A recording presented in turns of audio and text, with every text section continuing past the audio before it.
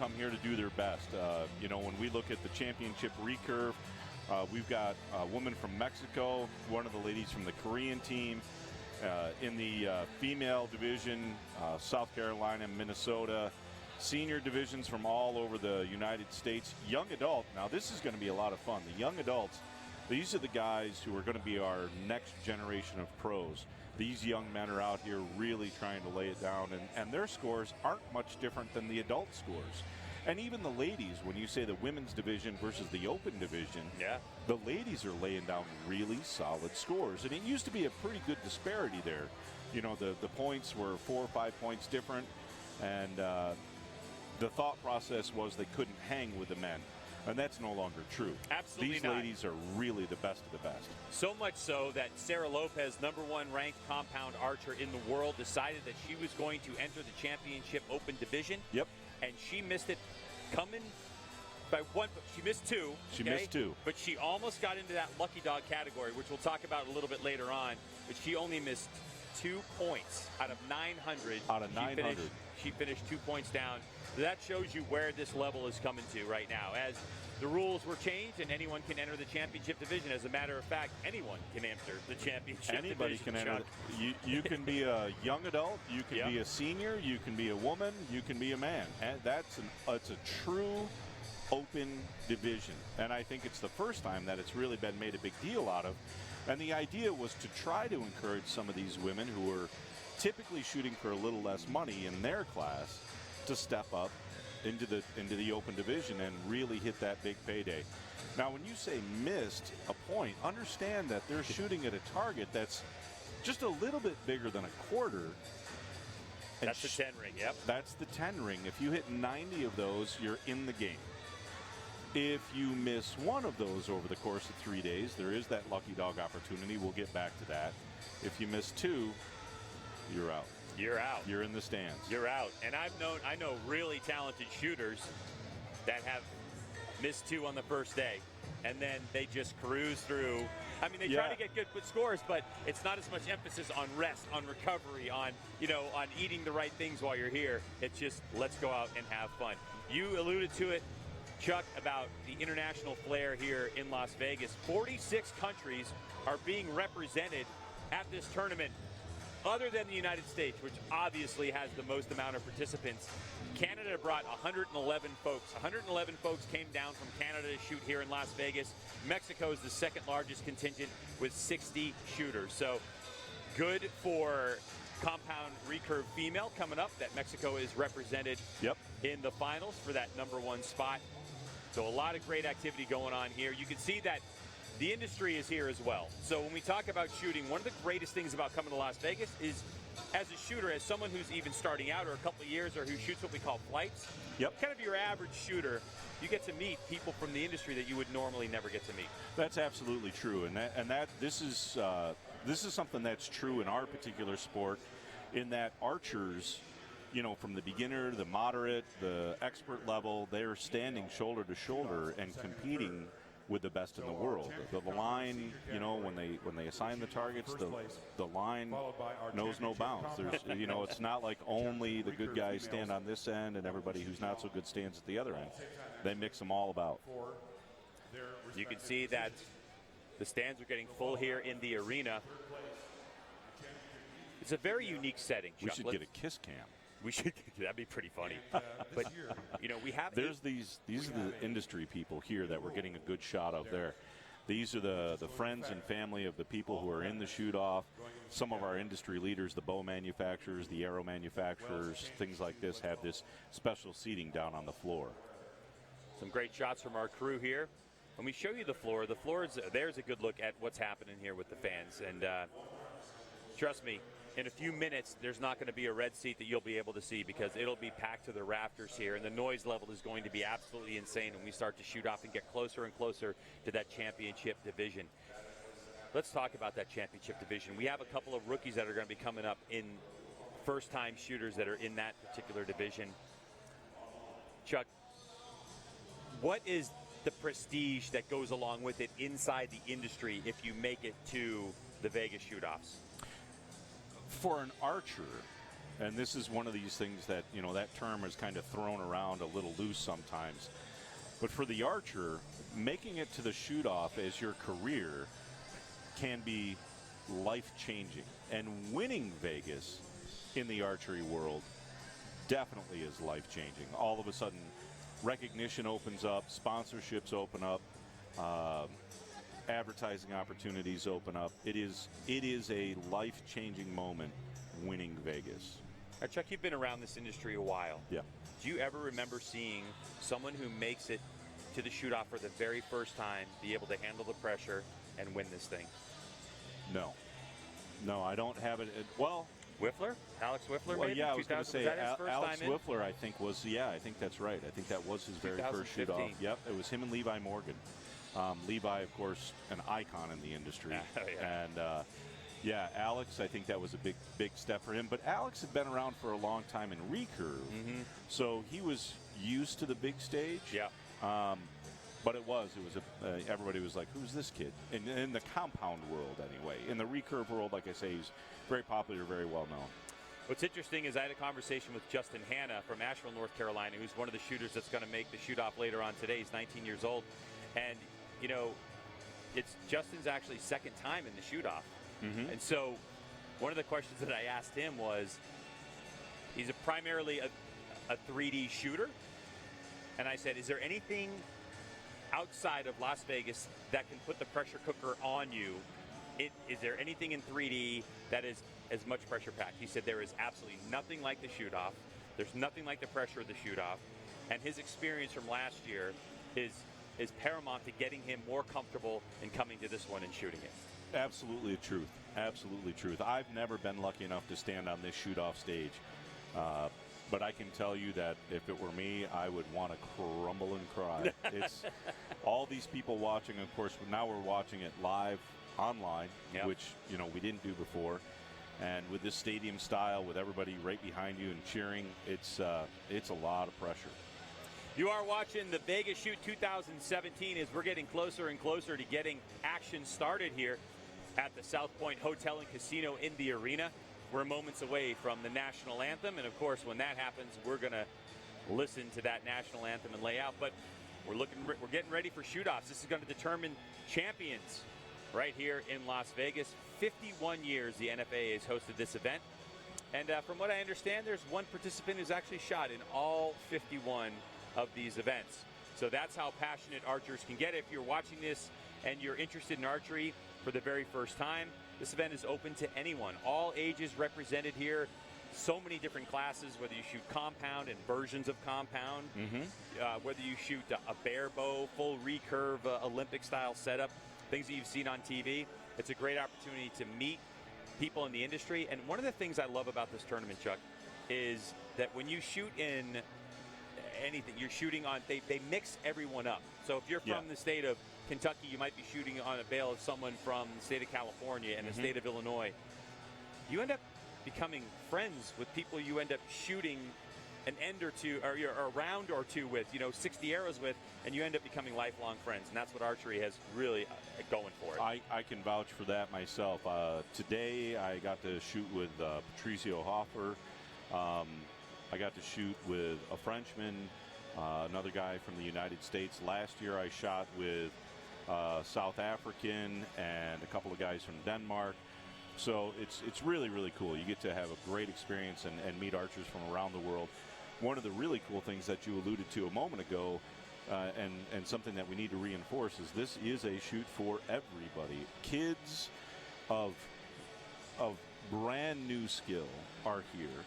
Teenagers, adults with anything from a few months to several decades of experience are all here, and they come for the experience and they come for the exposure. Plus, we have a huge trade show. There was over 100 vendors up here, so if you wanted to see any of the product there was, you could have done it. We're going to do the national anthem here. Flag for the national anthem of the United States of America.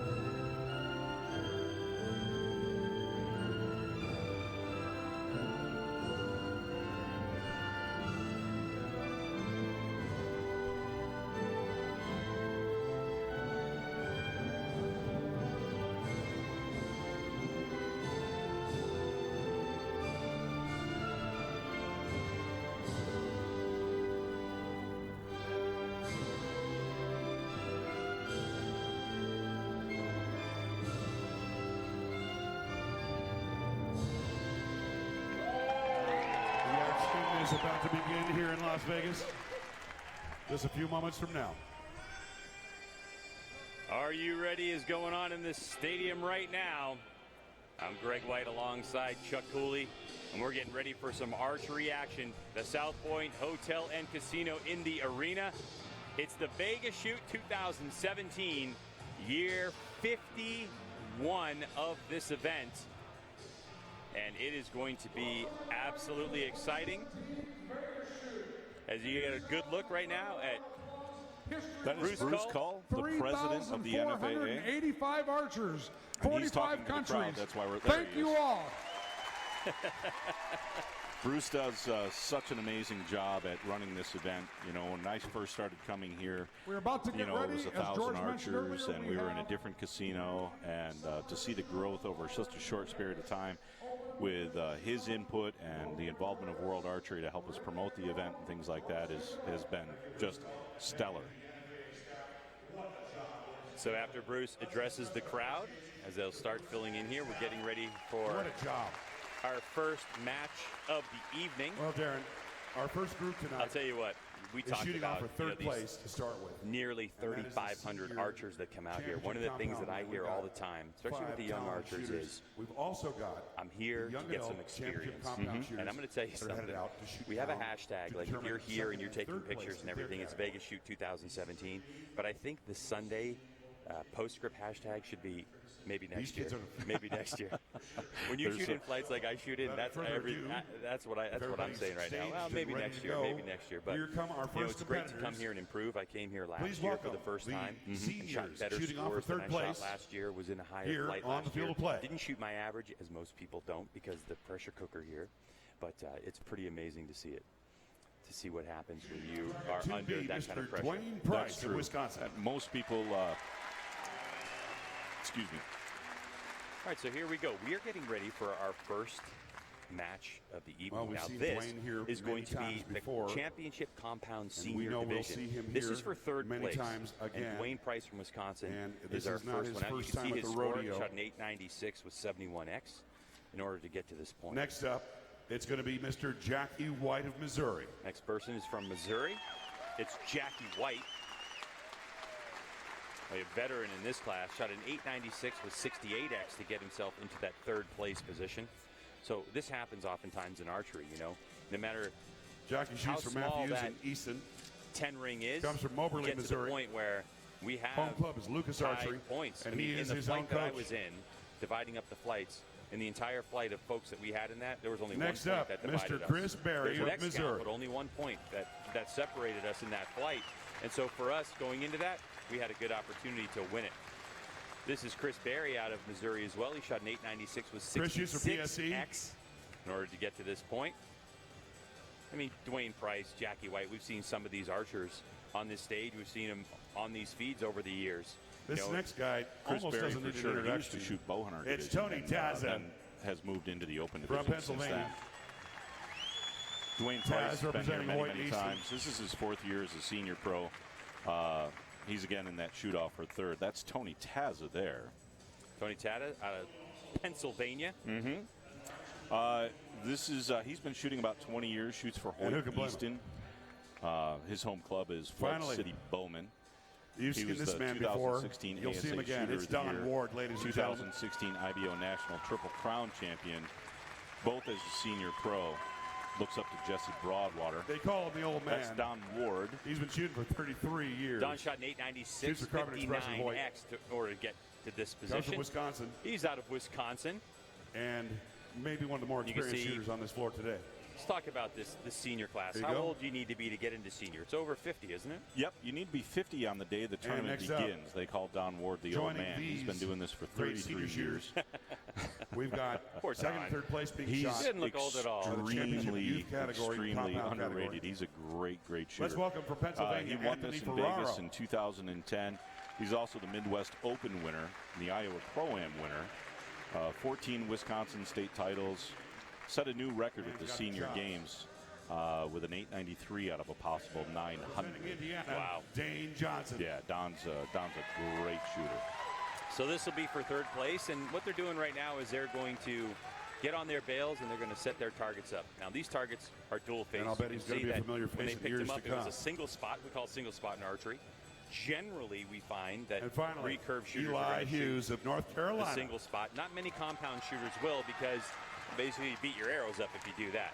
Yeah, you beat your arrows up, and if you get a glance out, you know, you don't get the points you should be getting.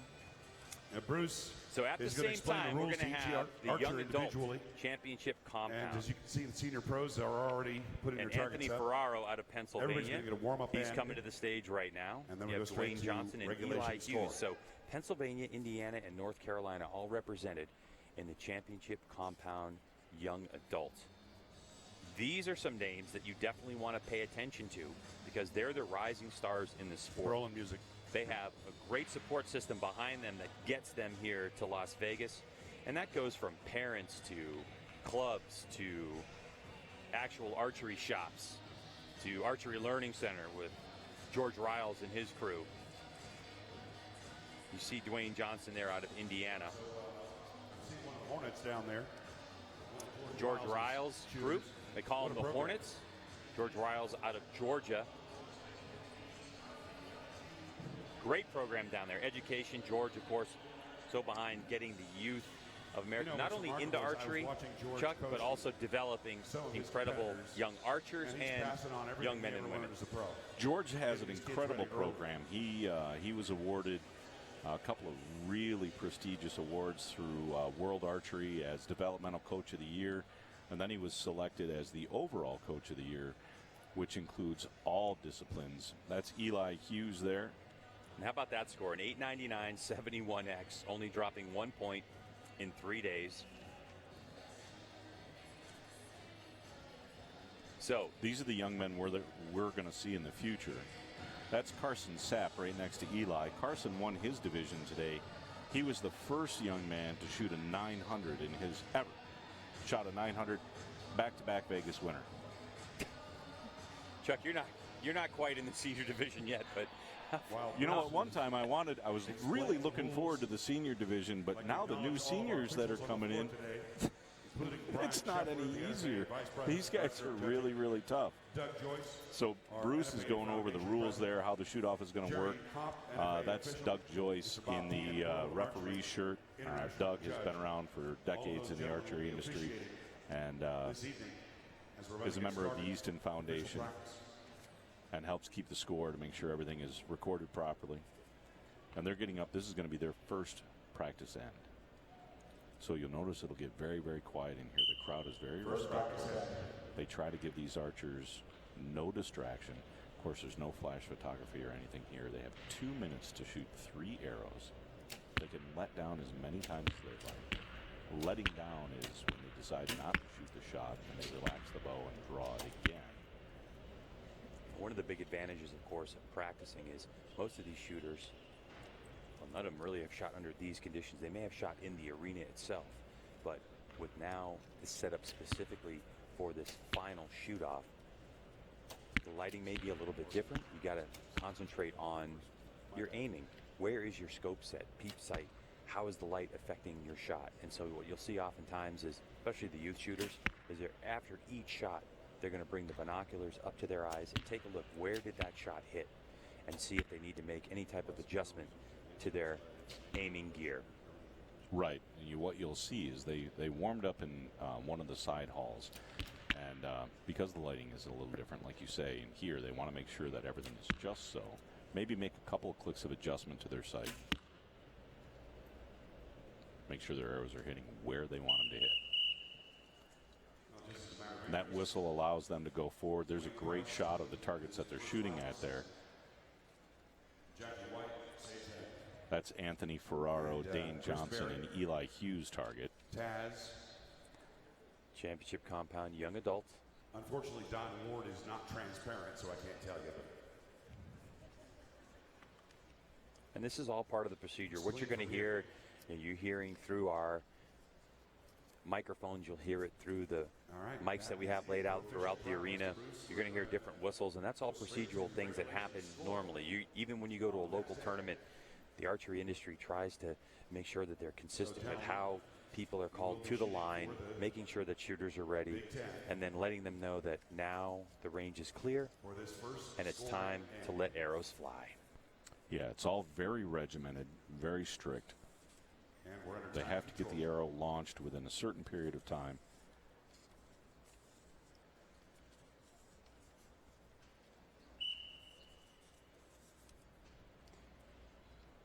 Now, Chuck, when you're in this situation, so here you are in front of all these people, doesn't matter what your age is, really. Jackie's clean. Are you nervous on the warm-up? Tony's clean. Or are you... Don's clean. You are quite a bit nervous. You know, you're trying to make sure that everything is laid down and set just the way it's supposed to be, and trying to make sure that everything's comfortable. It is a little bit nerve-wracking. You know, where the nerves really kick in is this first end of score here. Ferraro absolutely center punched his. There's a shot of Don Ward there.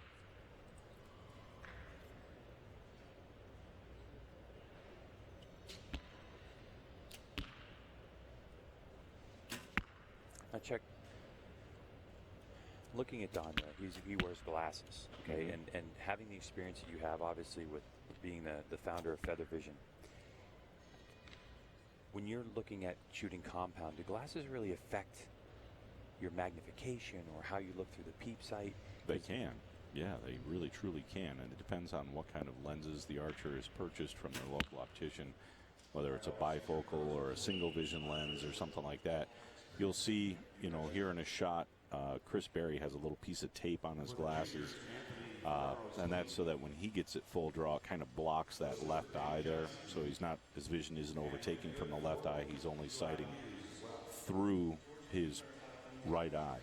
And that's actually a big thing when you bring that up in any shooting sport, is what eye dominant are you, and how do you deal with that? Because you may be right-handed but be left eye dominant, and some people have done some crazy things even at the world archery level that I've seen, that people have done some crazy things over the years in order to really get themselves in alignment with their dominant eye.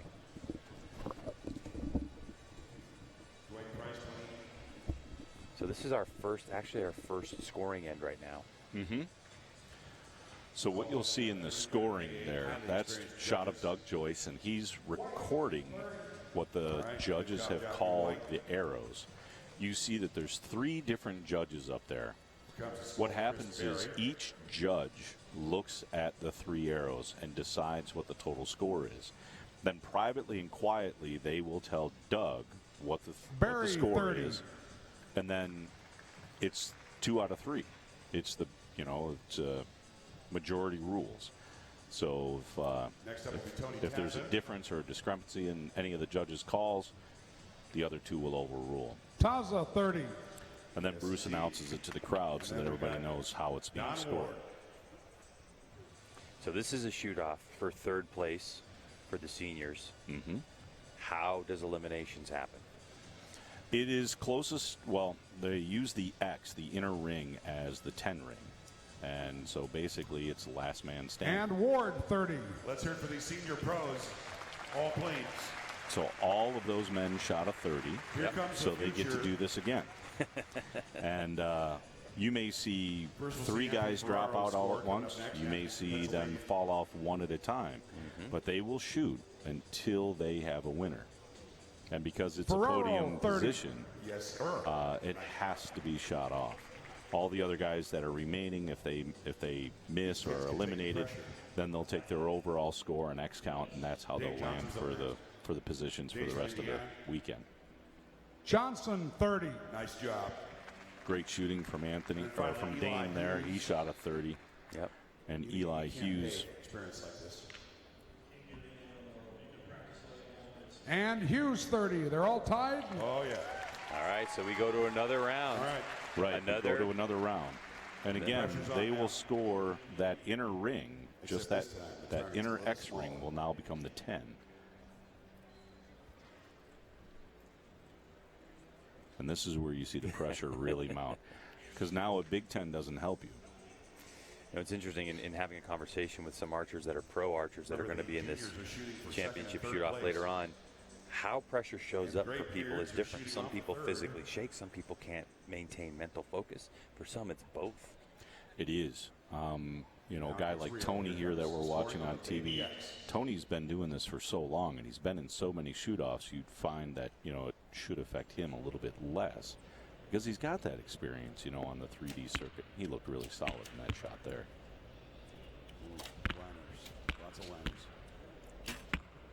Lots of liners. We're hearing there's a lot of liners. What that means when we talk about a liner, and that what we're talking about is the actual arrow touching the line, or it might be just out.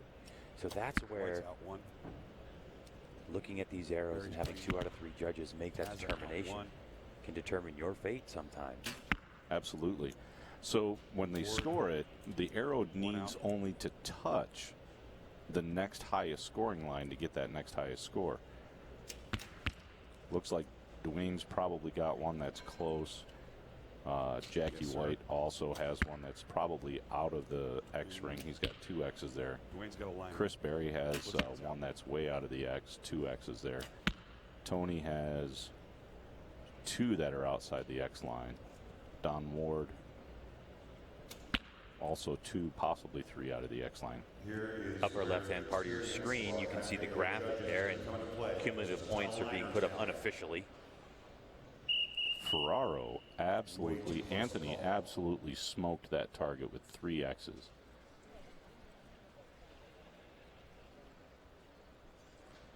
So shooters now advancing, and they will have a certain place where they can get close and view their target, but they're not really allowed to cross into that area and get near. And for any local shooters, anybody who's getting into the sport, one rule that's solid when you're scoring: never touch the arrows. Never touch the arrow, never touch the paper, never touch the target butt, because it has the opportunity to displace the paper or the arrow, and you would get the next lowest score. At that time, the judges can't make the call based on where the arrow landed, and so they default to the next lowest score. You see Jerry getting down there. That's a lighted magnifier. What he's looking for, and this is one of the important things with judges, judges are not there to call the arrow out. They're there to protect the archer's score, which means if there's any way that arrow is in, they want to benefit the doubt to the archer. Okay. Right? They don't want to call it out unless it really is out. Obviously, they're not going to give away points that aren't there, but they're not there to be the bad guy and take points away. They're there to protect the score of the archer and really protect that in the most professional, official manner. White, 28. So Jackie now, officially at 28. Yeah. Looks like Dwayne at 29, possibly. So also keep in mind that if everyone shot at 29, everyone would advance. Yeah, it's not just like who hit a 30. So it all comes down to their points. Barry, 29. So Chris and Dwayne. So 29 for Chris Berry out of Missouri in the senior class. Taz is next. As you can see, our officials moving from left to right. So Tony Taza up next as we await the official score. Dwayne Price will move on. Chris Berry will move on unless there's a 30 Taza, down. 28. Taza with a 28. So he'll be eliminated. Yep. And then we have Don Ward, and I think Don has a couple out down there. Don Ward's going to have to clean it to finish this off. And see, this is what I was talking about in the last end. You might have 2 or 3. You might have 1 or 2. Yep. You might have the and whole line. Ward, 28. The 28. So 3 men eliminated right there. And you can see sportsmanship, really just what archery is all about. Handshakes all around, and that'll do it for that. And these guys are good friends. They compete on the tour. They compete in the ASA realm, the IBO realm, the NFAA realm. They've known each other for decades. So now on to the number one, they want to win, but number 2, they want their buddy to win. So it's important that they keep that leverage there. And you'll see they'll change faces now so that they have a nice fresh face, so the judges can call a great target. so that there's no holes there that the arrow could possibly land in. Is the next one to be scored. So it looks like Anthony Ferraro with a 30 and a big cheer from the crowd, as now the judges are on Dane Johnson.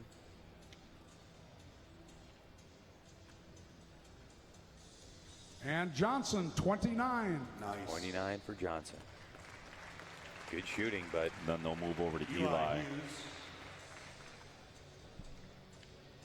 Jerry, one of the longtime officials here. I've worked with him in the past. That's Brian Scheffler. Brian Scheffler is the vice president of the NFAA. He's also the head of all the officials here at this event. He helps train them so that they all abide by the same code, use the same methods. They give each arrow 3 looks. You can see him sneaking in there to get a look from both sides. And then he'll give it a good solid call. And Eli, 28. So Eli will be eliminated with a 28. For that category. Dane with a 29. Yeah, and give Anthony a big round of Ferraro applause. We have Anthony will come Ferraro away at second. with second place. so the way this actually Third there, Bruce. Yep. sorted We've got itself Dane out. Johnson at Carson third, Sapp and from Eli Georgia Hughes with in fourth. the Give compound him all young big hand. adult division Congratulations to our future. walked ladies away and with the gentlemen. victory. And he shot a perfect 900. He was the young man we pointed out earlier. Yep. And so what you're seeing now is this is the shoot for second and third place.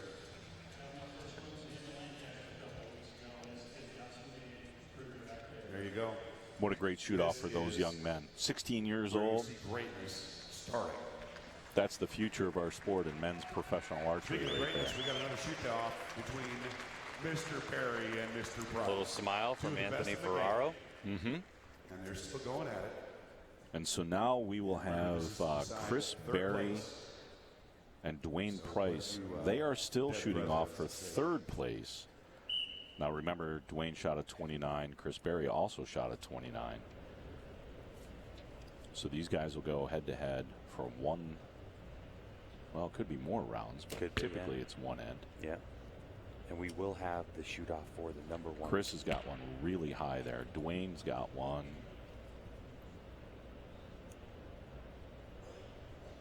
That's going to catch the X for sure. That's inside the 10 line on Dwayne's arrow. And with the size of that arrow, if he's that far inside, he cannot miss the X. Barry comes back and answers with an X of Dwayne with a big 9. That's what we call a big 9 there. You see the look on Dwayne's face. He did not like that shot. Dwayne, of course, he's been around for a long time. This is his 4th year as a senior pro. 48 years old, shoots from Matthews Gold Tip. He's out of Greenfield, Wisconsin. 48 years shooting, actually. 48 years shooting, yes, Yeah. I'm sorry. He's won Vegas before, won NFAA Nationals, ASA Shooter of the Year. He won the OPA tournament. He won the Dakota Classic, the Iowa Pro-Am. Dwayne's an excellent shooter. Then we're still alive with this shoot-off.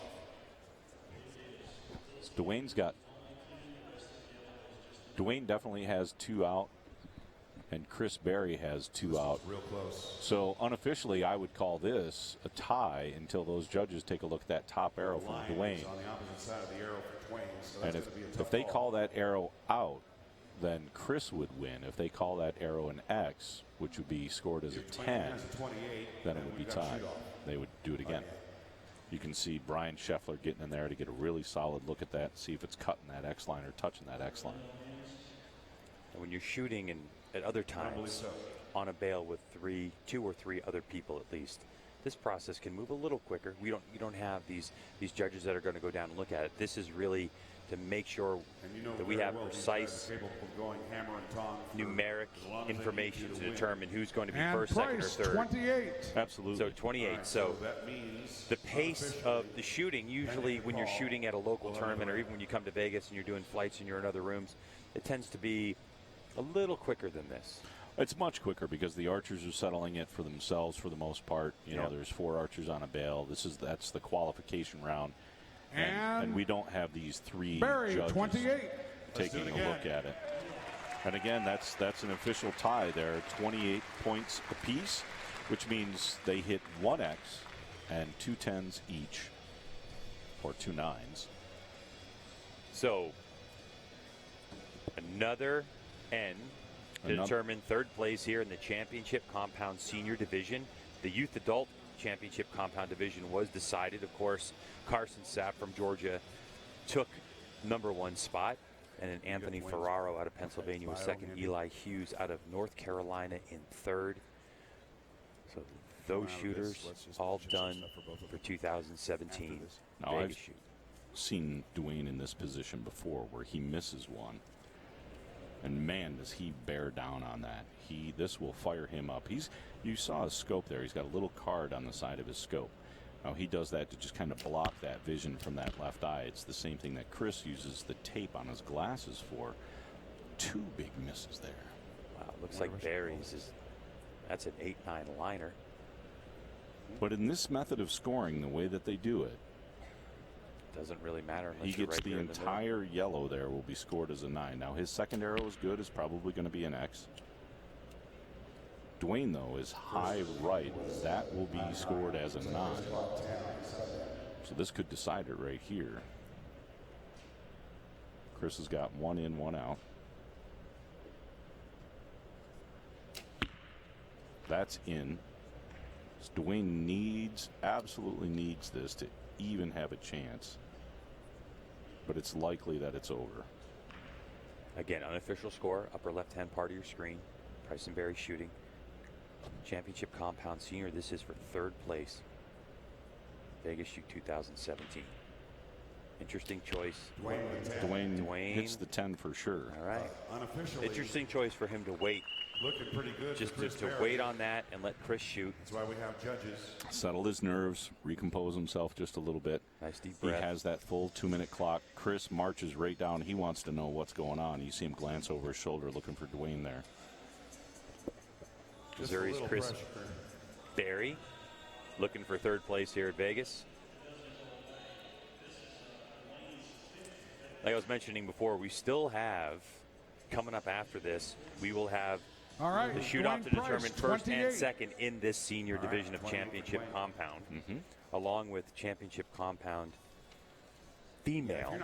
That'll be shooting off for second and third, as well as championship recurve female. Correct. For second and third place. And then after that, we have the big show. And where give we a big hand to third place, Chris Berry. And make sure that there it is. It's official. Chris wins it. So Chris, hand in the air, DSC shooter with a handshake from Bruce Cull. He'll take third place in the championship compound senior division. Nice handshake there from Dwayne. Great sportsmanship between those two. This is super exciting for Chris. As I say, he's won this before in the bow hunter division. He's been in this shoot-off before in the open. Well, coming up next, first place shoot-off for the championship compound senior category. So now we're going to move into the first place shoot-off in the senior division. For the championship compound female and championship recurve female categories. So coming up next with an announcement to the crowd. Please congratulate all of our competitors once more. Championship compound senior for first place. We'll see Paul Penrod and Benton Christensen. Now Benton I'm used to. I've seen him before in several of the shoot-offs here and at Lancaster. And in the women's division, we're going to see Sharon Carpenter and Holly Larson. They call her Sweet Holly. Yeah. And it was Tanya Jensen, actually from Denmark, who we saw right on World Archery Feed last night competing for a gold medal. She won the championship compound female division. The action's just getting underway. She shot, we talked about 976 X the competitors for the senior first place. I don't know if that's ever been done. Please welcome Mr. Either. Paul Penrod of Missouri. She'd be in the, if she had registered for. If she had registered in the open division, she would be shooting for $51,000 right now. She's an absolute stud to watch. The way she shoots, she's in command of her bow and competing at the moment. Against so Paul, it was Tanya Jensen who wins. Now, as we from bring the great out state of Idaho, Paul Penrod, he comes out from Missouri. Benton Christensen. And Benton Christensen from Idaho. But we've seen a lot of shooters between Idaho and Montana. We're going to see 5 of those shooters of the 15 that made it on perfect scores into the championship open division. Kristen's been shooting for 30 years. This All is right, his next third up, year as a pro. We have he shoots for Prime, 2 female gold tip, championship compound competitors, as you said, shooting for Preston, second and third Idaho. place. Please Shoots out of welcome Bear River from Archers South as Carolina, his home club. Sharon Carpenter. He's been in this shoot-off once before in 2008. The Lancaster shoot that I mentioned earlier, he took second there in 2016 and third this year, just a couple of weeks ago. This is Sharon Carpenter. Out of South Carolina. Shooting 9 And years this is now. going to be a firecracker of a match because from Minnesota, it is Holly Larson. She's from Kiwi Bowman. Her coach is Jack Wallace, also her fiance. This is her first Vegas shoot-off for Sharon. For Holly Larson, they call her Sweet And then we've Holly. got some recurve action. She's been shooting for 14 years. 2 great She competitors. shoots Matthews Easton. Please welcome the silver medalist of the London Olympic Games, representing Mexico, Ida Roman. And now, Ida Roman. Ida Roman from Mexico, silver medalist from the Olympics. Now this is for second and third in the championship recurve female division. And her opponent. Ida's been shooting for 18 years. She shoots win and win. That's Song her bow Ji sponsor. Young. Uses Easton arrows. She lives in Mexico City. She coaches herself. Incredible if you think about the level that she's been able to reach. Silver medalist. The song Now representing coming up, LH Song team Ji for Young Korea. from Korea. Again, this will be for One second of and third many, place many top-level Korean women. in the championship recurve female division. All right, the rules. And in championship the compound recurve categories. female, winning it on her own was Park Si-hyuk from Korea, and she was able to shoot an 884 with 42x to win it outright. Informed everybody of what's going on. So Shooters will set up an their targets. 882 is the tie Away for with the Ada first Rahman practice set. First and only and the Korean practice set. Song Ji Young. The difference there was 10x count. But at the end of the day, the X count is going to be used to Recurve rank you stays with the Big Ten? earlier on if you're in the flight category, or here that X count will be used for a tiebreaker in some situations. When we get into these types of situations, it's just about that score. Yeah, anytime we get into a podium finish, all podium finishes have to be shot off. Yep. So if the score is tied, the raw score is tied, there's a shot at Jack Wallace. That's Sharon Carpenter's coach. They use just the raw score for the shoot-off if it's on a podium, and then the X count will be determined for placement to see who has the edge. Now, when we look at this championship recurve women's division, or, we're not seeing the men shoot off today because that was decided straight out. But these divisions, this championship recurve division, you're going to see the world's best archers. Obviously, we have Mexico and Korea represented here. But it's oftentimes in Vegas that we'll see the entire national team from any one of the Olympic countries send their entire team to compete. So, again, here we are looking at the best archers in the world. We have Benton Christensen there setting up his target along with Paul Penrod. Sharon Carpenter's getting her name tag up there. And again, these ladies are shooting off for second and third.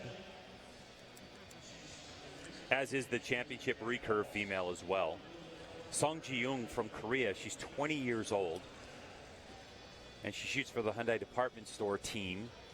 At the world archery level, she's had 9 match wins, 90% of the matches she's been in. She averages 9.36 points per arrow. She's also been in 2 tiebreakers. And she's won both of those tiebreakers. So we know Sung Ji Young has a lot of experience at the international level.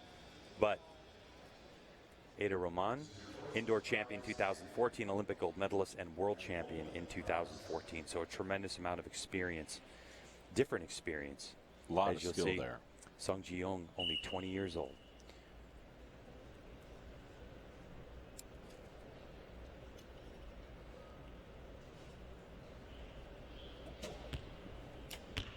So this is their first end of practice.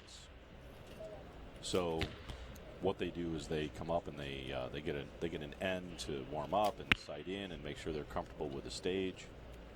make sure they're comfortable with the lighting, make sure they're comfortable with the crowd, make sure their gear is performing properly. In this particular shoot-off, though, if there's an equipment failure, there is no provision for equipment failure. If something goes wrong, it's over. A unique opportunity for us to look at recurve and compound shooting at the same time. Let's talk about their aiming devices and the distinction between the two. So in the recurve division, you have a great look there of Ida's sight.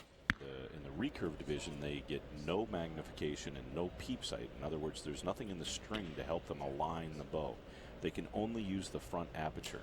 And again, no magnification, no power. They can use a lens, but it has to be a 0 power. When you look at this sight, this is a great shot of a target sight on a compound bow, and that's a lighted sight. That was Sharon's bow. And you can tell Sharon Carpenter, she primarily shoots 3D, so she actually had a pin, and she had a little light on it that illuminates that pin. Legal here. Totally legal here.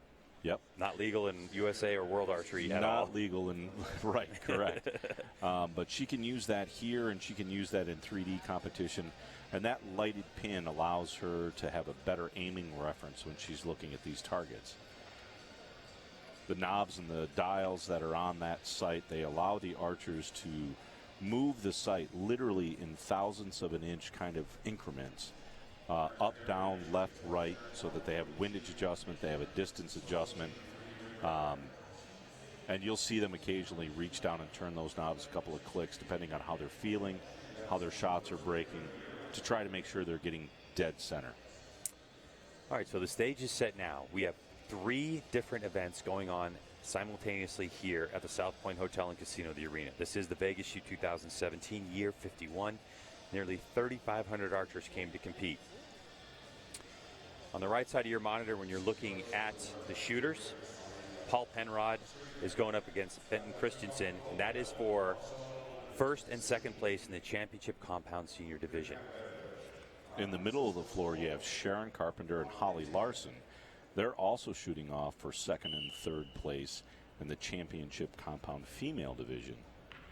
And all the way on the left-hand side of the screen there, you'll have Ada Roman and Ji Young Sung shooting off for championship recurve female division.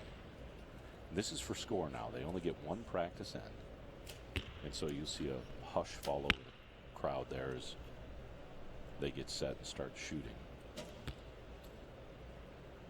Great form there. Ida's well inside the 10. Also a 10 for Song. And you can see the scores in the upper upper left-hand corner of the screen. Unofficially, Chris with a 10.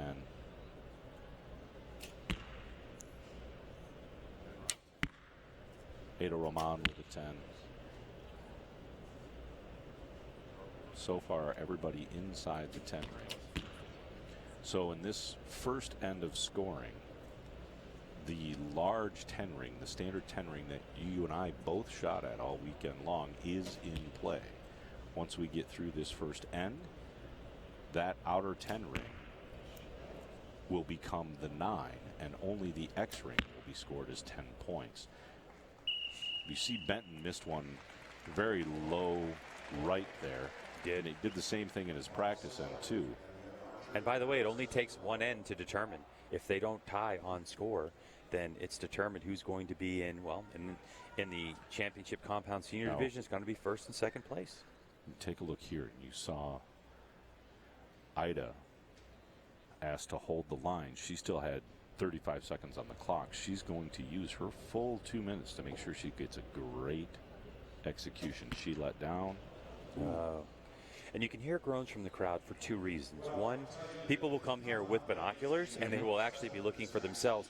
But also above these archers, we have a big screen TV, and when you're zeroed in, whatever you're seeing on your computer screen or your television screen is exactly what's being seen here in the arena as well. Yeah, we're seeing it on the Jumbotron right in front of us. So this could be relatively quick, Chuck. Again, if you're just joining us, it looks like it's going to be sorted in every single division. You have a 30 and a 29 and a 30 and a 29 and a 30 and a 29. Yeah. So if you're just joining those are us, unofficial scores. Of course, unofficial scores. I'm Craig White. Next to me is Chuck Cooley. And it looks like right now the crowd is hearing some chanting. The scores that they're working on first are going to be Penrod and Christensen. That is for first and second place to determine who is the 2017 Vegas Shoot champion in the championship compound senior division. Boy, you can see that target number 2. Yeah. That's a heartbreak shot, isn't it? And that makes it official. Paul Penrod with a 30 and Benton with a 29. And, you know, archers know. I mean, they can see, and they were already shaking hands and congratulating before the line was even, before time even expired. Mm-hmm. Yeah, they do.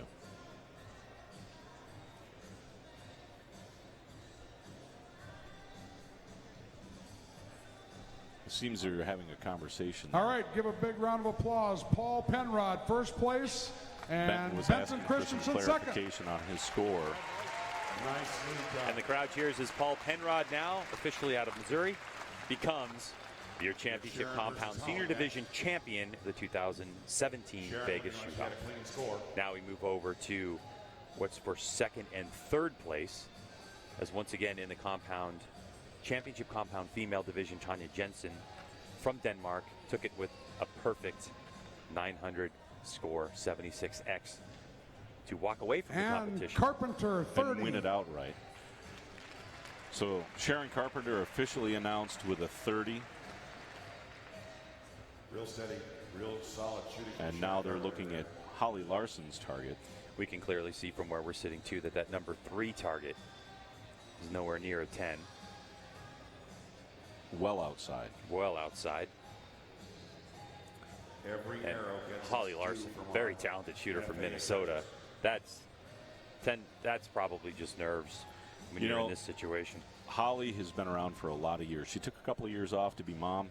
And Larson, 29. She's been back at it, and that makes it official. Give a big round of Holly applause Larson to second place Sharon Carpenter, and third place Holly Larson. They're obviously teammates on the Matthews team. Yeah. Both of them wanted to win, but Holly, such a great young lady, really going to be an amazing shooter in the years to come. So now we move over to second and third in the female championship recurve division. That's a great sentiment. Thank you. After a great round of applause from the crowd,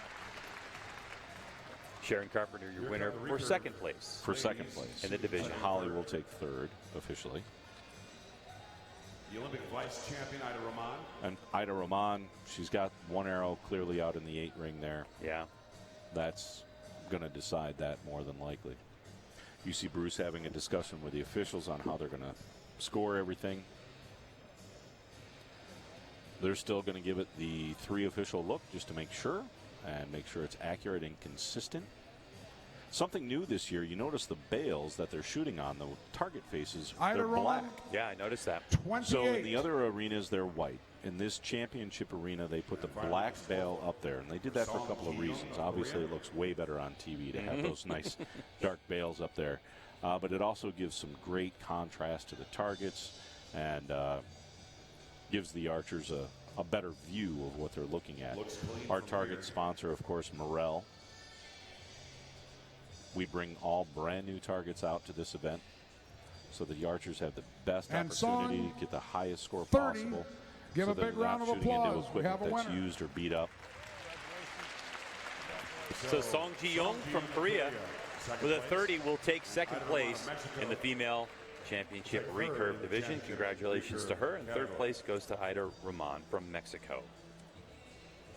So as those archers pull their arrows and take their targets down, congratulations to all of our shooters here all weekend long. Paul Penrod doing a great job in front of a great crowd here at the arena, the South Point Hotel and Casino. That was pretty quick, Chuck. I'm Greg White, Chuck Cooley with me, and we're bringing you the action. And next up, okay, before we get started with the main attraction, the piece de resistance, the everybody Big Daddy. This is the main attraction. This is what We're going to everybody. give you some noise Not to makers. slight Here come the any Bam of the other Bams. Get archers them out of there, any of girls the and other guys. divisions. But this is where the big money is. And this is where, you know, it's like when you go to the drag races, you watch the top fuels. This is the show. And we have a handful of archers in this division. Looks like 16 archers made the cut. Well, 15 archers made the cut, and then we had one archer, Dave Cousins, get in on what we call the lucky dog, which we'll get to in just a couple of minutes here. So we expect this crowd to start going crazy here in just a moment. You know, all these archers, they put in the same amount of time. What division, what age you're in, it doesn't make a difference. But when it comes to, I think, the high end of the sport, where people's eyes go to first, the most exposure in a variety of different disciplines of archery, from 3D to strictly target shooting to shooters that will compete at the world archery level as well. I think these archers get the most recognition. There's no question about it. They do. They are the superstars, the faces of the sport. The guys you see in the magazines and on the posters and things like that. These are those guys. Yeah. Several of them are full-time archers. They don't have a day job. But surprisingly, a lot of these guys still have a day job, and you're going to see as we do some of the announcements here in a few minutes. We have a couple of very young men in here, that are just cresting into their late teens, early 20s. And they're full-time students. Some of these archers, I know, I'm looking at 3 right now that are full-time students, and they're juggling and balancing, going to school. One of them is president of the archery club at school as well. Yep. So activities, and trying to put in the amount of arrows to compete against shooters that are going to be in here that are full-time archers. And there's a few. Literally from around the world. The world's best archers. We have 2 shooters here, one from Denmark, one from the Netherlands, one from Croatia. Yeah. And then the rest of the field is all Americans. Which is a very interesting mix. You know, if you look at the landscape of archery, you can definitely see that on the recurve side of things, Korea dominates, especially on the female recurve side of things. When we get to the compound part, you know, you're in the United States, a lot of these young men have grown up shooting with their dad. They started hunting, but we tend to really create a lot of really solid, incredibly accurate compound shooters here in the United States. We do. I think the United States primarily leads the compound division around the world. With a few exceptions, there's some really talented archers coming in from Europe, South America. In the recurve side, it's just the opposite. It's typically the Europeans or the Pacific Rim that dominates in the recurve divisions. So now it's time. We're getting ready to get underway. That voice in the background, of course. Yeah. Big George. George Technikov announces the Olympics and several of the World Archery events. He was the announcer, of course, last night. And again, just to remind you here, we're at the 51st annual Vegas Shoot-Off. This is the South Point Hotel and Casino. We're in the arena. This is Chuck Cooley, and I'm sitting alongside of the infamous Greg White. Yeah. This is the Vegas Shoot 2017. And thanks for sitting in and being a part of it. Final. This is the most exciting time. This is what everybody waits for when they come to Vegas. Whether you're a recurve, a compound shooter, you're a youth shooter, you like to come and check this out. And there comes Stefan Hansen from Denmark. Stefan Hansen qualified for this shoot-off with a perfect score of 988 X's. He only missed 2 X's in 3 days of competition. For 14 years. He absolutely did. They call Stefan the babyface assassin. He's been shooting for 14 years. Shoots for PSE, Carbon Express. Our next competitor is his no coach is Martin to Damsbo. Stage in Vegas. Stefan is a 5-time world champion, and he's been in the Vegas Shoot-Off once before. Now here's the pride of Tennessee. This is Chance Bobeth. Chance, he qualified tied for second to get into this shoot-off. 986 X's, and Chance has been to this dance many times. He has. Shooting on Chance target has number 2A, been here 12 times before. Wow. He's the OPA champion, 3-time Vegas winner. He's an indoor world champion. Been shooting for 20 years. Shoots for elite, gold tip. And here's Mr. Perfect. This is Mike Schlosser from the Netherlands. And Mike, 986 X's, so he only dropped 4 X's. And Mike has a lot of experience under this pressure. Mike absolutely does. He's been in this shoot-off twice before. He shoots for Hoyt and Easton. Surprisingly, his home club is called the William Tell Club. He's a world champion, a World Cup finalist, outdoor World Cup champion, and he also obviously has the Mr. Perfect world record. And this is Tate Morgan, who shot 982X. Tate Morgan, 23 years old. This is his first shoot-off. Proud to be here. And here comes Mr. Popular, Big Cat. This is Steve Anderson, lives in Utah, originally from Idaho. And Steve's been around a long time. His first shoot-off. They call him the Weltmeister. That's what he calls 7 himself. years, yes. Hoyt shoots for Hoyt Easton out of Caldwell, Idaho. 2016 World Field Champion, 2015 USA Field National Champion. Next up on the list out of Montana is Chris Schaff. David Hauser. Chris coming in here, looking for this opportunity. Second go at this. Says that first opportunity gave him the knowledge to be able to break on through a 979X. U.S. National Target Champion. On the screen there, that's David Hauser right there. Shoots for Hoyt Archery, gold tip. He's from Creekside, Pennsylvania. 2015 U.S. Target National Champ. Vegas finals. Mario and Vavro. World Match Junior Champion. This is Mario Vavro coming up next. In beautiful Croatia. In just a moment. He's been shooting for 12 years. He shoots for Bowtech and gold tip. He's from Croatia. Next gentleman hardly needs an introduction. He's a junior world field champion back in 2014. Who got to call in the Freak Show? Jesse Broadwater. Well, a little bit mixed in the order. Changed us up there. That's Jesse Broadwater. Super crowd favorite. Jesse Broadwater, they call him the Freak Show. 27 years shooting, 15 years as a professional. Champion. Just switched over to Matthews. And shoots for Easton. Now lives in Ellerton, Florida. Because he's so cute. His coach is Lisa Broadwater. And he's also been in 12 shoot-offs. He's won Vegas in 2006, 2012.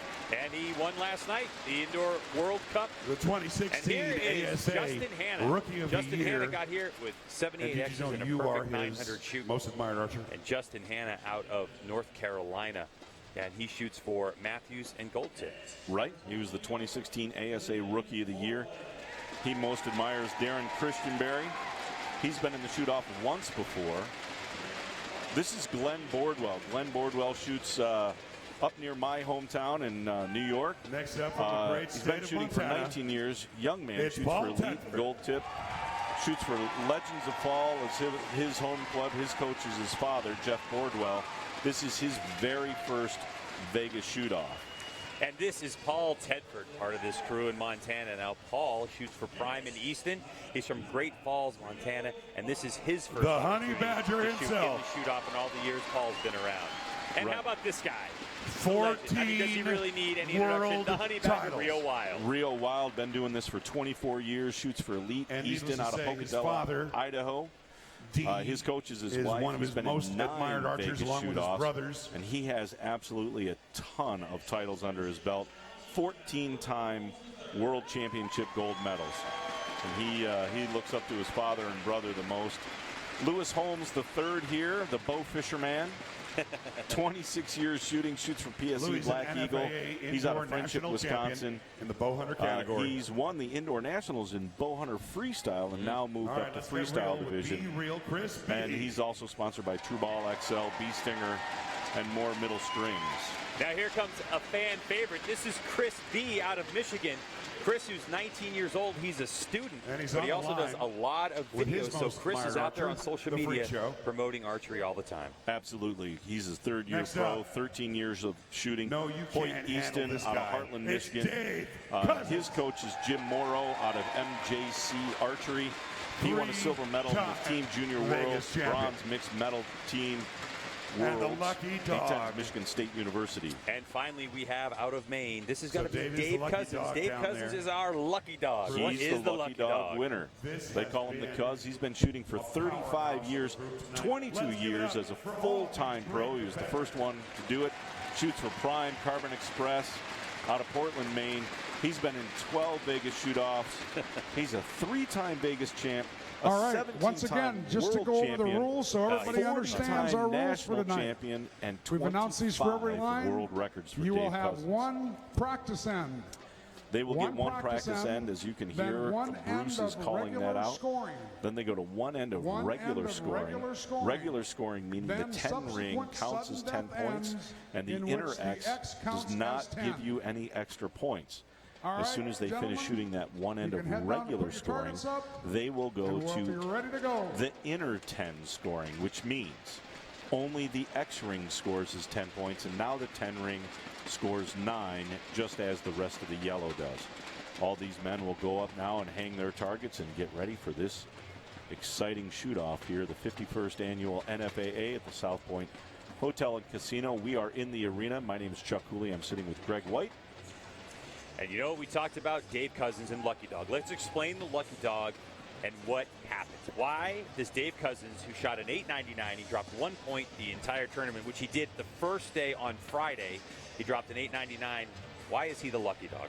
The Lucky Dog is an opportunity, because we know this is a sport of perfection. If you shoot an 899, they take all the 899s, they line them up, and you get a chance to break your way into the shoot-off. Now, it's not easy. No. You've got to shoot your arrow inside out in the X ring to advance to the Lucky Dog shoot-off. And inside out, what that means is that arrow cannot touch the line at all. It has to be completely inside that X ring, which is roughly the size of a dime at 60 feet. The first archer to do that, or if there's multiple archers to do that, they will shoot it off until somebody advances. And Dave was that man. He is the Lucky Dog champion. Now, Dave can still win this event, and he would get the full check. If he gets eliminated anytime during this shoot-off competition, he will be shuffled back, and he will be the first guy in line of the 899 scores. Right, so we have a total of 16 shooters in this competition. 15 shooters shot perfect 900s. So even if he makes it to the final two, if he gets bumped out, he'll go back down to 16. That's correct. Okay. That's correct. 33 Lucky Dog shooters this year. 33 shooters, I think is a record. I absolutely think that's a record. And let's make a note. Out of the 50-year history, this is 51. So 49 years of Vegas shoot for the NFAA.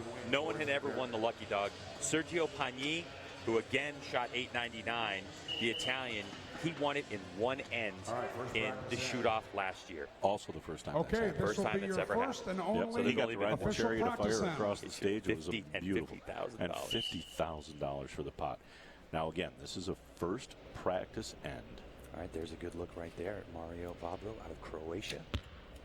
Shot 979 next to get here. And he'll take a look there with his glasses to see how that arrow landed. A lot of people didn't really know who Mario Vabro was, and they certainly do after this day. Absolutely. So there's a shot of Mikey Schlosser's target, absolutely dead center. Tate Morgan just a little bit outside right there. Great shot of Chris Schaff. Good shot of his scope and his arrow there. Breaks a nice clean shot. You see him glance up at the screen to see what he was hitting. Stefan Hansen. #1 qualifier coming in here. Babyface assassin. Shooting lights out so far. But when you get on this stage, the pressure can get to any archer here. Now, Stefan, I watched him a couple of weeks ago at the Lancaster shoot. He was the #1 qualifier again there. Yeah. And he got eliminated in the secondary qualifications. He made the cut and never made the shoot down. That gives you an idea of what this pressure is like. You could hit all the X's in a row that you need, but if you don't hit him at the end, it's over. And that's archery. That's one of the most spectacular things about archery. You know, if you look across the landscape of sport, you could say, oh, okay, you know, at the beginning of the season, I picked the New England Patriots to win the Super Bowl, or in Formula One, I know this team, this driver, in motorcycle racing. But when it comes to archery, to be at the top of this sport consistently takes so much, because anything can happen in archery. It's a very shallow pool of archers that live at the top of the list. A very shallow pool of guys. Now, obviously, these young men, you know, they've got a great career. Some of them have been around for a couple of decades, and you know, you see Chris in there, and you see Dylan, you see Bordwell in there, Glenn Bordwell. Comes from his father, his brother, his sister. They all shoot. Katie, great archery family. All of them very, very skilled. Glenn is 21 years old. And when I talked to him before this match, and I said, Glenn, you know, what is your expectation? And he said, honestly, I'd like to win it or finish in the top 3. He would feel really proud. Not as proud as his father, Jeff, who's so pumped that he is in this shoot-off right now because his parents own an archery shop. Right, and I shoot with his family, you know, during the entire season. I see these guys an awful lot. We were just at a tournament last weekend, and I shot alongside of him, and he wound up winning. His sister wound up winning. His father wound up winning. All right, so here we go. This is the first end of scoring. Arrows are starting to fly. Rio Wild there on the right hand part of your screen. Chris B. And so we're in that first end of scoring now. So the outer 10 still counts as 10 points. The X's don't really help you at this point. You just need to keep it in that larger 10 ring to stay alive. And so far, everybody there on the screen looks like they're in. Jesse looks like he's got one strangely low. You see Rio take a glance up at the screen there. You can see all the scores popping up on the screen. Great shot of Glenn. There's Paul Tedford. Paul Tedford choosing the 23 diameter Easton arrows. He says that they just break better for him, not choosing to go for the line cutters. As good, we call that in archery a good shot when you draw down. Yep, that's a letdown, and because he has 2 minutes on the clock, there's plenty of time for him to let that down, reset, draw, and try to get a better shot. Chance Bobeff, known for his long holds, he really likes to take his time through his shot. 40 seconds remain on the clock at this moment. So you watch how steady that bow is there. If you look at it against the background, it barely moves. These guys are serious. A lot of Chance has been here enough times to know that it generally doesn't happen on this first end. We'll get a few guys knocked out. So the way this is going to work is the highest score will set the bar, and whoever ties that high score will remain in the shoot-off. Anyone who shoots under that high score, and they're out. Right. So basically what we're looking for is most of the guys have shot a 30. So if you shot a 29, you know you're out. You see Lewis Holmes there leaning, try to get a good look at his arrow and see where it is. That's Stefan Hansen and Chance Bobeff there with their 30. first look at their target. Stefan officially with a 30. With regulation scoring 10-10-10 for Stefan Hansen. Bobeff 30. Chance Bobeff also with a 30. And that voice you hear in the background is Bruce Cull calling out the scores for the crowd. President of the NFAA, who organizes this event. Slosher 30. Oftentimes when you're looking on the line, you can see some body English, some heads bobbing, and archers that are disappointed in their shooting. Sometimes they're stoic. That body English, we call that giving it the onion. Morgan 30. Where they'll jack the bow right up in the air and try to save it from bobbing out the middle or bobbing out the bottom. Folks, if you're just joining us here on our live streaming, we are just completed the first end of the 30. championship open class. These archers are competing for a grand prize of $51,000. And the first end is in the book. So the question becomes, who is going to hold on for the second end? And who's going to be bounced out early on? So far, the first 6 archers are all clean. Now we move over to David Hauser's target. That's a great shot of David there. I like the stoic look. Shoots a lot of 3D, David does. He sure does. Great young man to get to know. 19 years old, full-time student at Penn State University. Bavaro 30. Not a safety school. No, not a safety school. Freak shows next. And David telling me before the match, too, that he has no expectation. He's happy to be here, and he's just going to relax his mind and shoot and not put any pressure on himself. He's been in a few shoot-offs in the 3D Broadwater, realm 30. as a young man when he was coming up. Not a huge change for him. Jesse, of course, the big winner last night. Yeah, and quite the story. First win for his new bow manufacturer, Matthews, the TRX-8. So Jesse Hannah 30.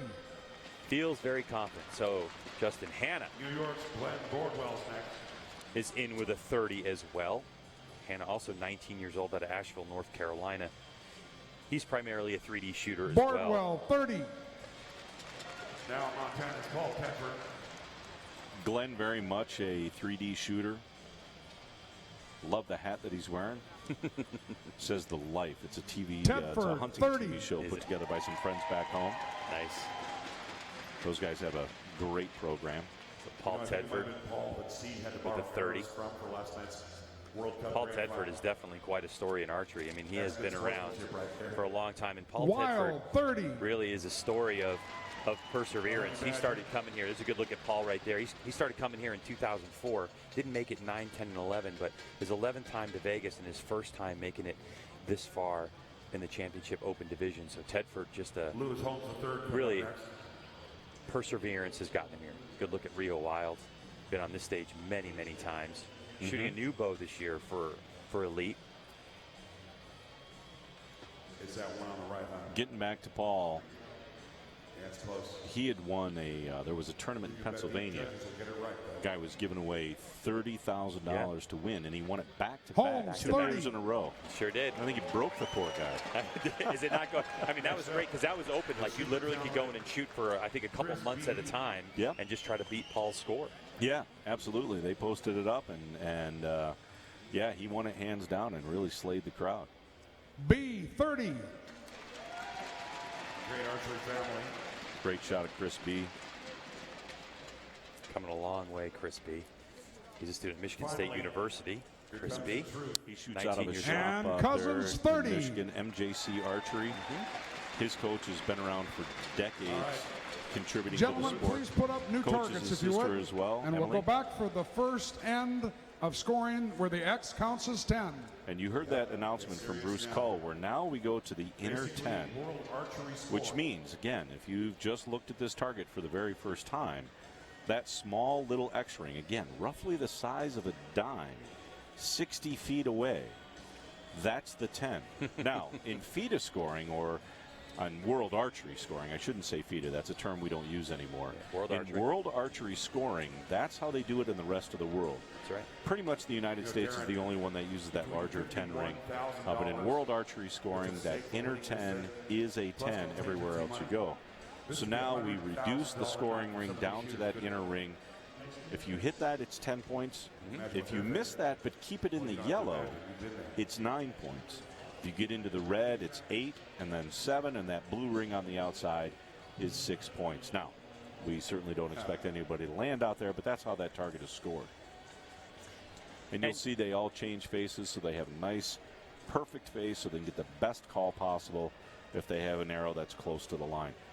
And again, with these targets, the arrow needs only to touch the line to get the next highest score. That was a look at Mario Vavra out of Croatia. So Denmark, Netherlands, and Croatia represented. The rest of these shooters all from the United States, scattered from Tennessee to Montana, Utah. Although Steve Anderson lives in Utah, he's part of the Idaho crowd, the Idaho crew, right here in Vegas. as they're all trying to represent. So here we go, second end of scoring. Better than this. And this tunnel gets tighter. It gets tighter and tighter. This is where this is the pucker factor right here, where everything gets tight. If you're going to get nervous, this is when you're going to get nervous. This is when you need to trust that shot. Lean on the experience that you have. Dave Cousins, with tons of experience, are lucky to have. Looks like Steve Anderson, inside out X for the Big Cat. There's a look at Paul Tedford. Glenn gives a good nod, feels comfortable with his shot there. And you see some of these archers standing behind them. Those are their advocates or their coaches, and kind of give them a little bit of advice if they need. You'll see some of these archers going for their binoculars, taking a look. They want to see exactly where that hit. At this level, when you execute a good shot, you want to make sure that arrow's hitting, we call behind the pin or behind the dot. Yep, you want him, absolutely. You see Mikey reach right down for his glasses there. He makes it click there. Chance Bobef with a click. Oh, and he's shaking his head. Looks like he's got a big miss there. Did you see he reached right down and gave a big twist to that. Looks like Tate Morgan. Looks like he's going to be in with 10-10-10. I think Chance's second arrow is probably in. He's a little disappointed, but it's not as bad as I think he thinks it is. Mikey Schlosser looks like it's 10-10-10. Tate Morgan looks like 10-10-10.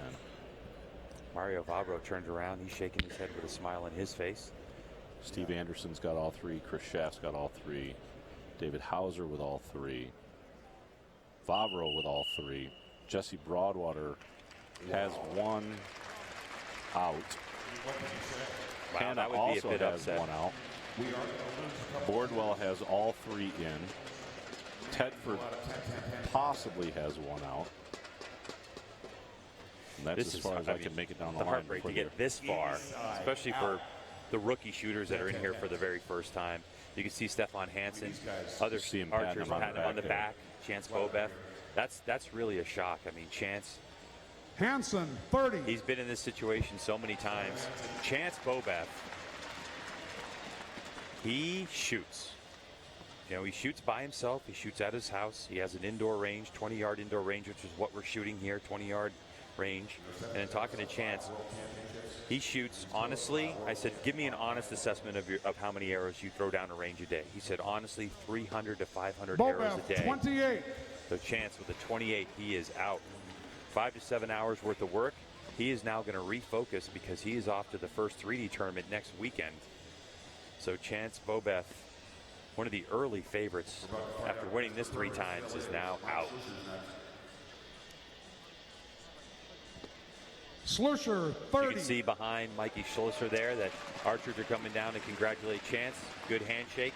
Sportsmanship, again, the cornerstone of archery. It has to be, especially for these pros that travel around. Even, you know, one of the opportunities that this particular tournament gives archers too is that those archers that are primarily target shooters and primarily Morgan, 3D shooters, 30. this is one of those times they all get together and have a lot of fun. There's a few other tournaments out there. There's Reading in some places, but this is one of those places where if you shoot for the same company or you don't get to see each other all year long, that friends get together.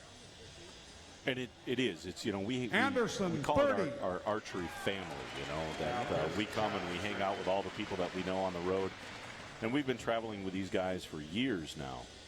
And so you get to come see the manufacturers, your friends, competitors, their families. You know, you get to know their wives, their kids, things Schaff, like this. 30. Their husbands, if it's the women's side. Chris Schaff still in there with a 30.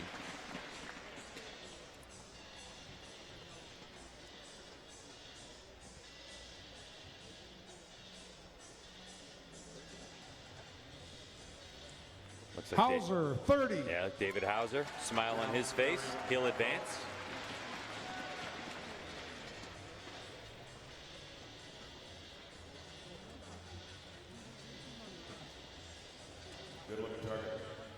Vavro, 30. Great look there at Mario's target with a solid 30. He'll move on for one more end at least. You can see there's one out. See, that's a great shot of that X-ring. That's that inner X-ring that you need to hit to get those 10 points. If you get outside of it, it's going to be a 9. Broadwater, 29. Wow. Jesse Broadwater and a stunning. And a groan from the crowd. A groan. A fan favorite here after winning the World Championship last night. The World Cup Finals here in indoor. Jesse Broadwater is out. A bit of a surprise. I actually ran into Jesse earlier and we talked in the hallway, and he said Hannah, that today 29. was the best day he's ever felt with his Matthews TRX-8. No, you know, firsthand. So Hannah out. Now these guys, as they get eliminated here, they'll be placed by their score here. So Chance will be below Boardwell, everybody 30. with 28. And then the guys who are eliminated with 29s, their placement in the schedule or the finishing order will be determined by their X count. The winner of this event walks away with $51,000 from the event. That's not including Tedford, sponsorship money. 29. Oh. Ooh. So you called it, Chuck. Paul Tedford, who made his first shoot-off. He'll be bounced out with a 29. Now we move on to the young Chris B. Paul Tedford, Dave Cousins travel quite a bit throughout Europe and America. Wild, good partners, good friends. 30. So Rio Wild still in it. As expected, The bow Rio's that- perennial favorite here. Oh, yeah, and the new bow that he's shooting, he literally got that bow after the ATA and has only had a limited amount of time to shoot with it. And he talked to me, I continually get this new Elite dialed in, and it's the best shooting bow that he's had in his hand, he said, in years. So Rio Wild building a lot of confidence. Had more podiums last year than he's had in the last several years as well after he switched to Elite. But he really needs that confidence. Going into this particular event, you need to be as confident as you possibly can in your equipment. believing in it, trusting it, thinking that it's absolutely flawless. Great shot out of the Black Eagle PS26. That's an arrow that was fairly new on the market just a couple of years ago. A lot of competition in the arrow market, isn't there? There really is. Yeah. As a new archer, you've got to really work with a dealership that's going to give you an opportunity to shoot, or have some friends that shoot different arrows. Holmes, 28. Find out what good feel is for you. For me, I think when I'm shooting indoor, I like the feel of an aluminum arrow. It's a little on the softer side. So for this type of game, I'm of the same opinion. Me personally, I like the aluminum arrow. My daughter, on the other hand, I set her up. There was a great shot there of the Easton Super Drive 25. Those are the arrows I set up for her. It's still a large diameter arrow, but it's a little bit lighter weight, so it comes out of the bow a little cleaner, a little faster for her. And she shot her personal best all weekend long.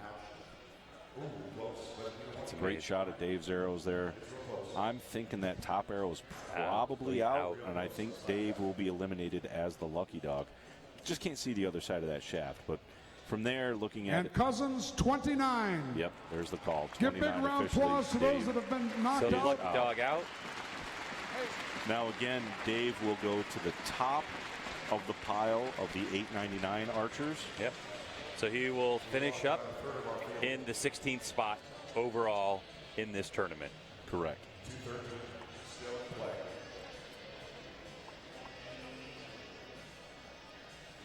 And the archers will replace their target faces here, and we'll get reset for our third scoring end. We lost 1, 2, 3, 4, 5, 6 archers in one end there.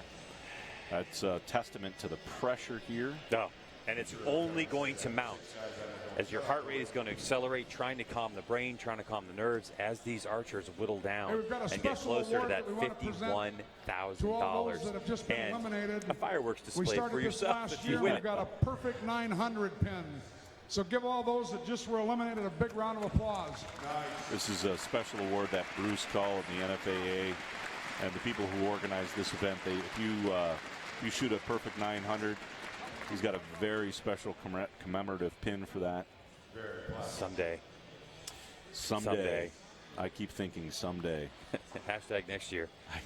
I guess I probably have to do it in practice first. Well, oh, yeah. I've shot a 300. I've shot several, but I've never lined up a 900. It's a pretty amazing feat to do it after, over the course of 3 days. You're trying to put the entire package together with, eating right, sleeping right. And balancing family or spouses here in Vegas that want to go out and do things. And a lot of these guys have sponsor commitments too, so there's other events that are going on during the course of this week. Not to mention being mobbed by people, and that's so busy here when you're in the hotel. Autographs and conversation. Chris B, focused. Wood shooter. Great looking shot at Chris there. Michigan State University's president of the Collegiate Archery Club on campus. So he piles that on top of his studies and trying to shoot. Chris's first arrow, solid X.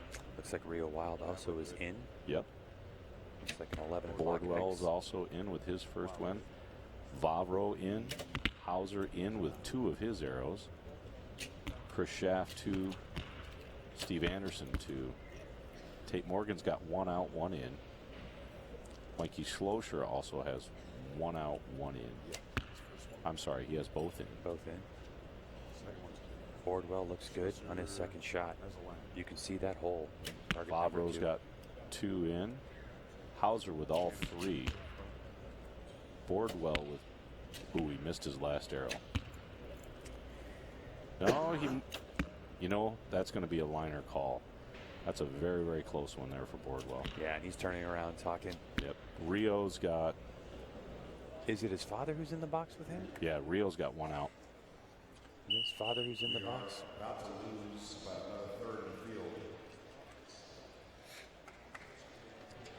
Looking real good. So unofficial scoring, of course, there. You can see it looks like Vavro has an unofficial score of 29. The Croatian. Mr. Anderson. Tate Morgan possibly dropped one. David's got a liner, but it looks okay from here. You can see the Hansen, judges. 30. Steve Anderson there taking a look at everything to see what his competitors have done. Stefan Hansen with a 30, so he's clearly still in. That's 6 straight X's or 6 straight inner 10s for him. You know, this format actually suits Stefan Hansen's rhythm. Slusher, his rhythm 30. as a shooter. One of the times we see Stefan Hansen is unbelievable when you're shooting qualifying rounds at the world level. Unbelievable when he was shooting at Lancaster as well. It's when you get into that single shoot-off, when you go at the world level, they go 20 seconds to shoot one arrow, then the other archer shoots, then 29. the other archer shoots, and Stefan loses a bit of rhythm. That's when some of the other archers have noticed that Stefan has a tendency to miss one or two. This format right now, I would have to say, from how Stefan Hansen qualified, it probably goes in his favor.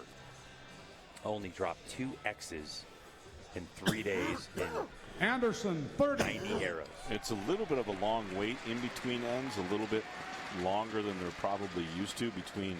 Because when we're shooting for score, when we're shooting our qualification rounds, you know, you get 2 minutes to shoot, then the next line comes up, they get 2 minutes to shoot, and then we all walk down together and pull and score the arrows. So the entire time frame takes somewhere between 7 and 9 minutes. Shaw, So 30. depending, you know, as this group gets smaller, it'll get faster. Oh, yeah.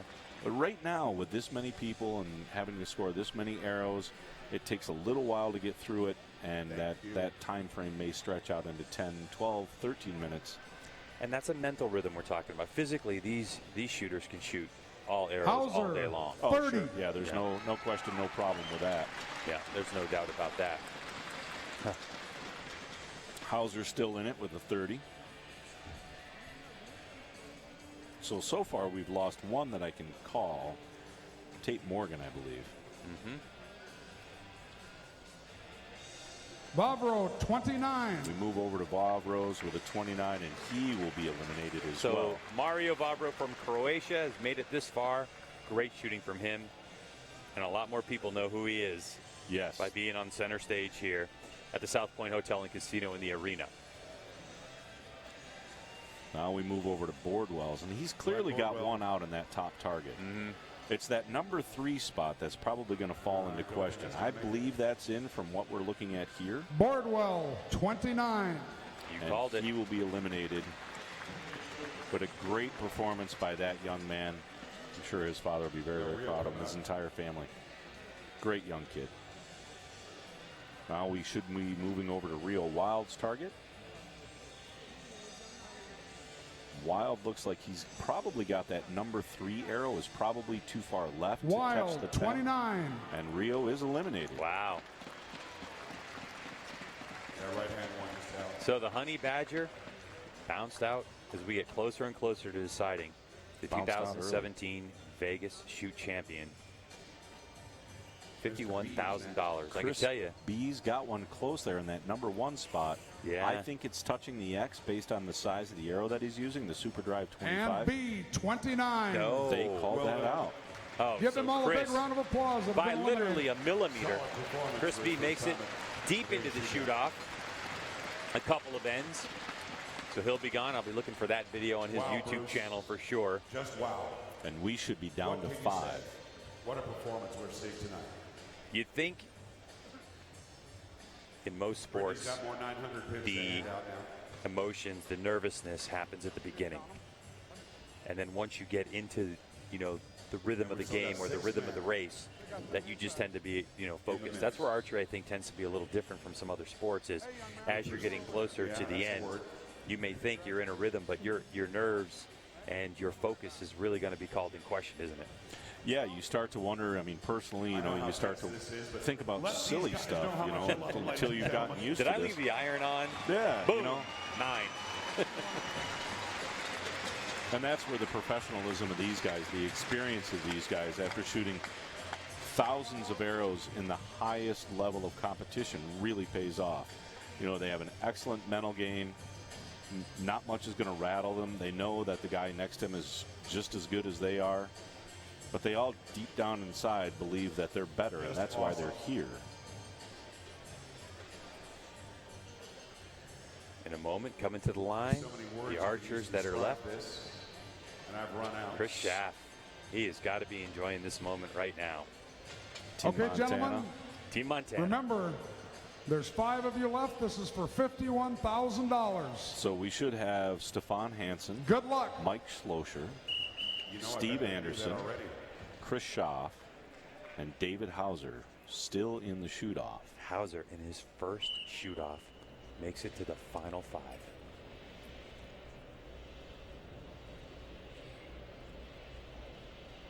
Three archers from Hoyt, 2 elites, and a PSE in the final running.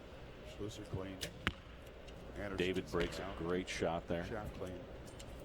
He absolutely center punched that. Stefan's out. Schaff is in. Anderson is in. Stefan Hansen, is he in? Stefan Hansen is out. Wow. Mikey Schlosser is in with 2 of his arrows. Steve Anderson also in with 2. Schaff is in with 2. Hauser's in with 2. We have the benefit of seeing the archers and the target at the same time. I can tell you Steve Anderson just took a deep breath. A good look at the big cat. Unexpected finalist in last night's World Cup Finals. Steve with a good shot there, as we say in archery. Absolutely center punched his first 2 arrows. 58 seconds remain, so Steve will stay on the line along with Stefan Hansen. So Steve Anderson right now at full draw. You can look at Stefan David Hansen. Hauser is in with 3. Oh, Anderson with the yip right there.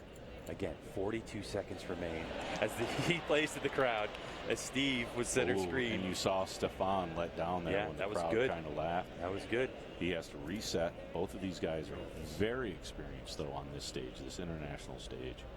27 seconds remain to get this shot off. Great shot from Steve, but I think it might be just a little outside. Stefan Hansen. Steve Anderson, coach, of course, his wife, Linda Ochoa Anderson. Bronze medalist in last night's World Cup Indoor Finals. Steve's arrow is very close. I believe Steve has caught some incredible lines. He's got some great calls so far this weekend. Will his luck run out here in Las Vegas? Wait for it. And you can see Stefan, he rushed up to the line and used his binoculars to try to get a look at his arrow. Even from 5 yards there, he's trying to get a handle on whether or not it's in or out. The weirdest thing is, Chuck, is no matter how hard you stare through your binoculars, the arrow doesn't move. You can't draw it in any tighter. And you want to. And you see, there's a great shot there of his arrows, and it's that top one that we're calling into question. I think it's probably out. Stefan, one of the smallest guys on the line. He is, right next to one of the tallest. Right next to one of the tallest. There is the big cat, Steve Anderson. Let me tell you the Steve Anderson story really quickly. So it's 4:15 yesterday in the afternoon. Steve, who's suffering from a sinus infection, decides he's going to go take a nap. He gets an email from somebody saying, hey, great job qualifying for the World Cup final. Steve says, I did what? Now he goes out of his room and he starts to make some calls trying to find some arrows because the distinction is he only has 27s with 30. Him. All right, so Stefan Hansen is in.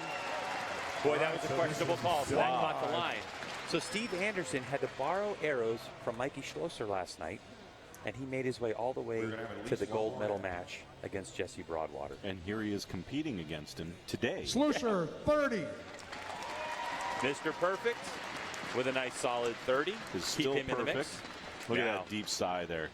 Now, Steve Anderson's, that top arrow, that number 2 arrow, that one. That's out. I think that's out. That's out. So Steve Anderson. Yeah, he's Anderson, 29. Steve knows how to play to the crowd. He's a fan favorite. And again, you know, 2 guys that were competing against each other today are borrowing equipment and sharing equipment yesterday. Yep, amazing. That's what I love about the whole archery family. Yep. Looks like that bottom one, target number 3. Schaff, 29. Schaff is also eliminated.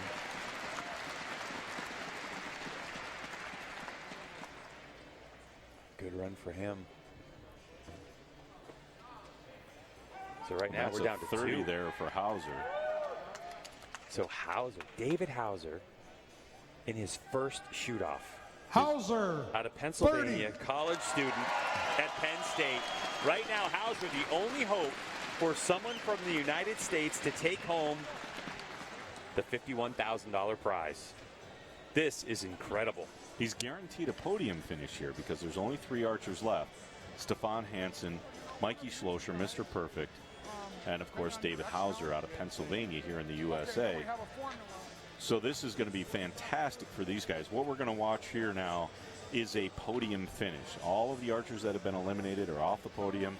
We have 3 guys left, and you saw that shot break there on the replay from Hauser. Beautiful shot, beautiful execution. So how about David Hauser? He's 19 years old. He came to Vegas when he was 12 years old with his parents who were shooting. And he got to see Jesse Broadwater win Vegas that year. He said then and there at 12 years old, this is what I want to do. And now, 7 years later at 19, he's on center stage here at the South Point Hotel and Casino in the arena with a chance to win $51,000. As you saw Jesse Broadwater get eliminated earlier on in this competition. Watched his hero get eliminated. He's going up against the #1 qualifier in this tournament, Stefan Hansen, and Mr. Perfect, Mike Schlosser. So David Hauser, if you don't know him, you soon will. He told me that his motto is, it's okay to make a bad shot, but it is not okay to be outworked. And even though he's a college student at Penn State University, the pride of Penn State right now, he is not being outworked here today. Deep breath from David Hauser. Shooting the brand new Hoyt Prevail.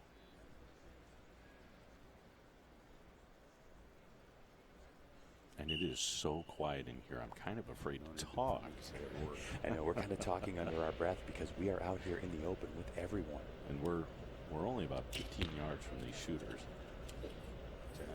You see Mikey gets his first arrow off, and it's a 10.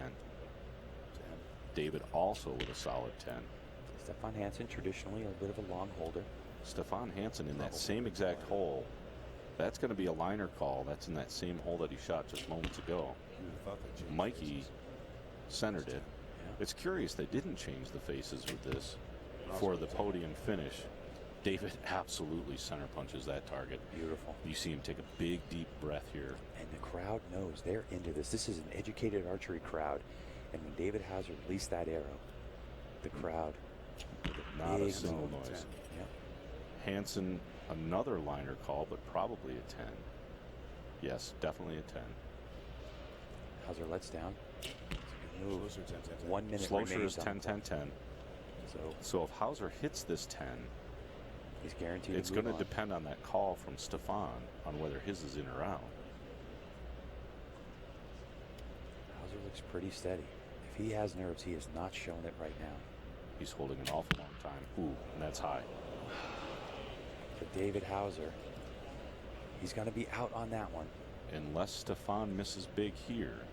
Stefan misses big here. 10. No, it looks like he's going to get a 10. So it'll depend on that call. We could have a shoot-off for second place. If Stefan Hansen and David Hauser both tie at 29, then the win will go to Mike Schlosser, and we will have a shoot-off for second place. So now it's all down to the judges. And it all really relies on that #2 arrow from Stefan Hansen. That #2 spot where he shot that first arrow. You see him kind of give the little fist bump there. I wonder if he believes that it's out. Boy, it's hard to tell from this angle. You don't want to prejudge that. He's giving the handshake. I think he believes that it's out. Or he's congratulating David on his finish.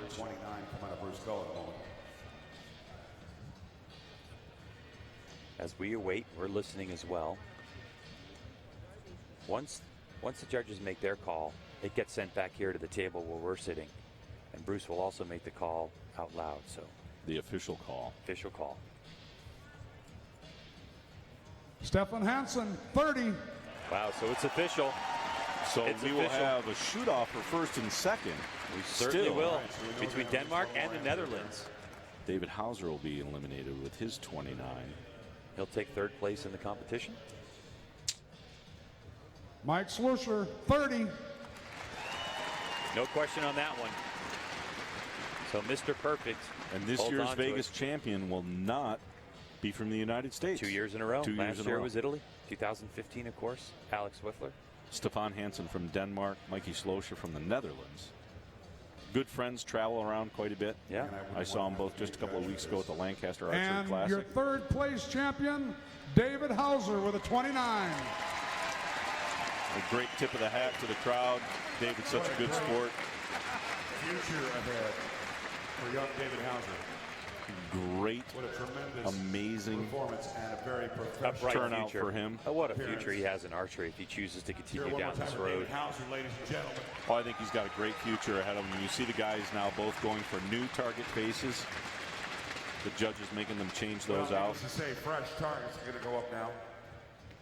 These two So gentlemen it have comes down to the been here baby-faced before, not assassin necessarily here in Vegas, versus like against Mr. Perfect. many other World Archery events. PSE versus Hoyt. Fresh Prince, Denmark now known as the baby-faced assassin. And Mr. versus the Netherlands. This is going to be quite a showdown here. And Do you expect this to go to a couple ends now? hey, I was just getting ready to ask you that same question. We're in our fifth end. Yeah. And typically Vegas is sorted out in about 5 or 6 ends. It's never really gone farther than that. Last year. It was Last only year was one end. I'm going to refrain from.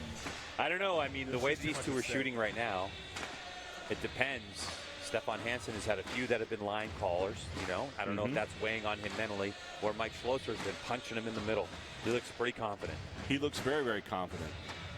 You know, I think Stefan, you know, he's gotten through a couple of rough ends and not been eliminated. Yep.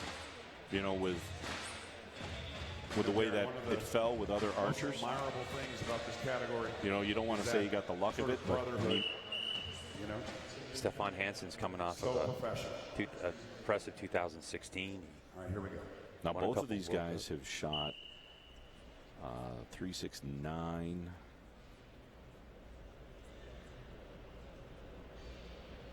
They've shot 12 X's in a row 10. to get to where they are. 12 X's in a row. Amazing. Mikey Schlosser uses thumb trigger on his release. That's a 10 for both archers. Stefan Hansen tried to put a little English on that one. 10. Great shot from Mikey Schlosser, also a 10. He just looks like he's, you know, at the range in practice.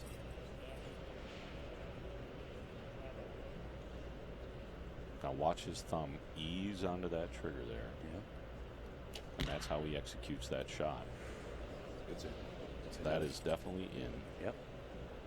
Well, I shouldn't say definitely. I mean, Well, when the second shot. But Yeah. That set first. When he misses to that high left side. 10, Mikey, 10. without a doubt. Just drilling him. Now Mikey and Stefan, very used to each other. 45 seconds to execute this shot. Plenty of time for Stefan Hansen, your #1 qualifier coming into this final shoot-off.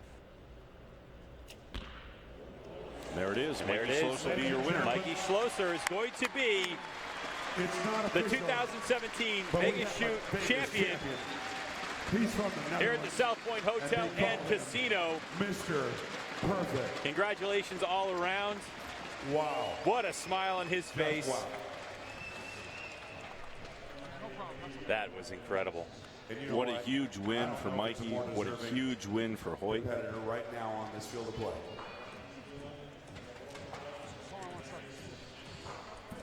Unbelievable. Unbelievable. Hey, for everybody's performance. information So that's Mike in the hall, Schlosser, I again, would ask you to stay around. We shoots got a for Hoyt, special treat at the Easton, end with some fireworks and some multiple giveaways, so time stick world around. champion. Yeah, we are not done yet here, ladies and gentlemen. Stay with us. Look at the tears in Bruce his has eyes. got a lot up his sleeve before we wrap it up Take tonight. a deep breath, Mike Schlosser. Man, he knows this is absolutely life-changing for him. Now, Here comes $51,000 the call. when he takes that back to the Netherlands is a pile. It is a pile. What a beautiful looking target. And XXX. Stefan Hansen and second place Vegas champion 29, and your 2017 Vegas champion Mike Schlosser. And the official announcement there from Bruce Cull. And a big wave to the crowd. Mr. Perfect does it again. What a great shoot-off. What a great shoot-off. More perfect scores. Back up to capacity. World Archery. 15 shooters all shooting 900 scores to get here. The lucky dog, Dave Cousins. And we had possibly a coming out party for David Hauser out of Pennsylvania, finishing third in this tournament, 19 years old, full-time student at Penn State University, going up against two of the best, the absolute best shooters that we have in the world right now. These guys are the best in the world.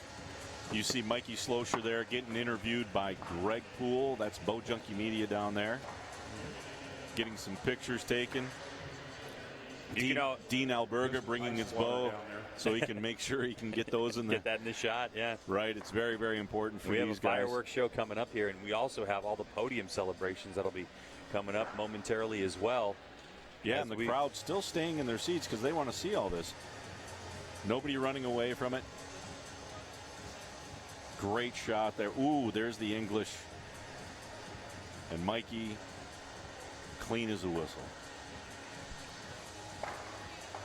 And he knew it right away. Yep, he knew it right away. He'll be thinking about that shot for quite a while. At least until next year. Oh, yeah. Hashtag next year. Hashtag next year. For most of the shooters here. All right, ladies and gentlemen, one more time. So congratulations to Mikey Schlosser from the Netherlands. What they've shown you tonight. Let's give them a round of applause that they'll hear on the strip. Vegas shoot of 2017. Holds that bow high in the air. Good karma going his way as well, lending arrows to Steve Anderson, who he had to compete against. They didn't shoot off against each other, but they had to compete against each other. As last night, Schlosser was eliminated by Jesse Broadwater, who ended up winning the gold medal. Absolutely. In the World Cup indoor finals.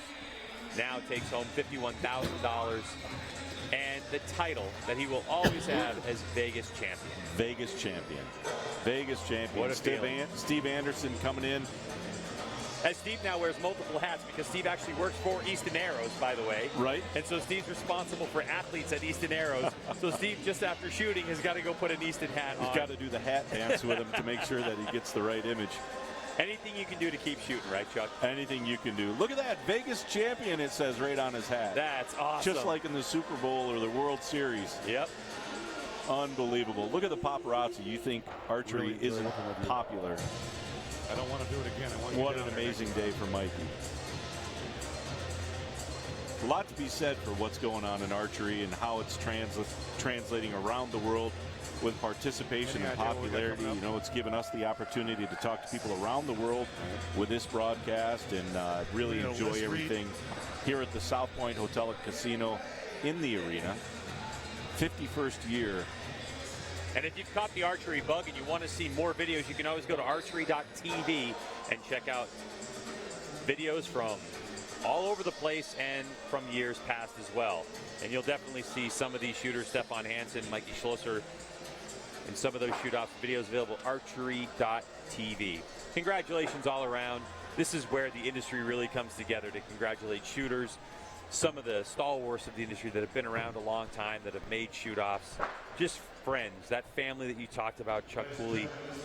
This is the time. I see David Hauser down there. He's talking to Levi Morgan, who missed one arrow to miss the lucky dog here in the shoot-off in 2015, but Hauser's still taking deep breaths. Still taking deep breaths. Absolutely. And you see all the different shooters from the different companies. You know, it's not just your teammates from only your company congratulating you. You know, it's archers from every company, manufacturers from every company coming over to shake his hand because he knows this is life-changing. This is really, really fantastic for Mike. As third time's the charm, he's been here twice before, wins it on the third chance. I'm going to keep an eye on David Hauser because, you know, David now, and after his first shoot-off, his first 900 to get here, what experience that he has, might be a favorite for next year. I mean, you can't, like in racing or in football or baseball, necessarily pick a favorite in archery because anything can happen. But with that experience now that David Hauser has, he's going to be one to watch for the 2017 season. Absolutely. And, you know, it's going to translate into his other competitions as well. When he goes to the ASA Tour, the IBO Tour, this pressure is so great and so important that when he moves into these other shoot-offs, it's going to make his life a little more comfortable, a little bit easier. These are all the sponsors that make this event happen here for the Vegas shoot-off. Rob from Lancaster in there, of course, who puts on the great warm-up tournament for this shoot. PSE in the mix. I mean, this is the industry that loves this event. Okay, once so again, much. we're thanking all of our sponsors, and I know we have a couple. Oh, there comes one. Yeah. All of our sponsors that George listed off, we'd like to have one of you out here represented, if you would. And once again, give them a huge round of applause. Without their support, this completely would not be happening for all these archers here in Las Vegas. And at this time, we're ready to start the awards presentation. Of course, George, we're ready to go. Bruce Cull there I'm glad to hear that, but I don't have a doing list. the call for the sponsors. Let's get them all down on the stage. Aren't we Give supposed to them be getting some a list? special recognition. As you scan across, you can see the immense support All right, that this thank you for industry telling gets. us. All right, The ladies and crowd gentlemen. still, a lot of the crowd still we're gonna hanging start around. out Now, with this is the the interesting recurve thing, though, about young the adult Vegas category. shoot. Here's a selfie from Mikey. Most times Third Saturday place. night's the big night in Vegas, but it's Representing Sunday Georgia, night here, so Adam there's going to Hite. be a lot of people that are out and around because not only is South Point Second place, Hotel representing the Casino Netherlands, packed, but so are Jonah some of the other hotels around Wildhagen. here that shooters who And our didn't champion, register representing get into the California, hotel early. Jack Williams. So it's going to be a big party tonight after this big event.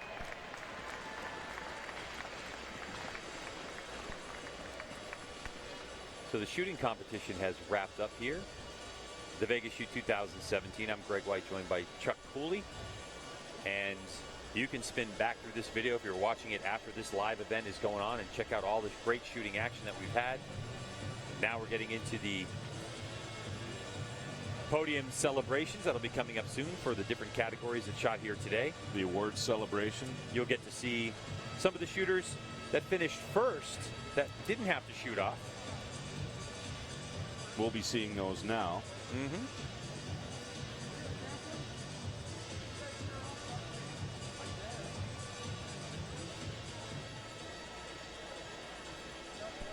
Let's give a round of applause to Jack Williams, Jonah Wildhagen, and Adam Hite. Wearing the famous new apparel from Brady Ellison, the new Brady Ellison gear. His hat there.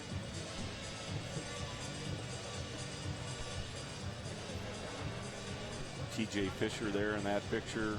Eric Springer from Stan, Copper John, TJ Fisher. Congratulations, from competitors. Next up, AAE.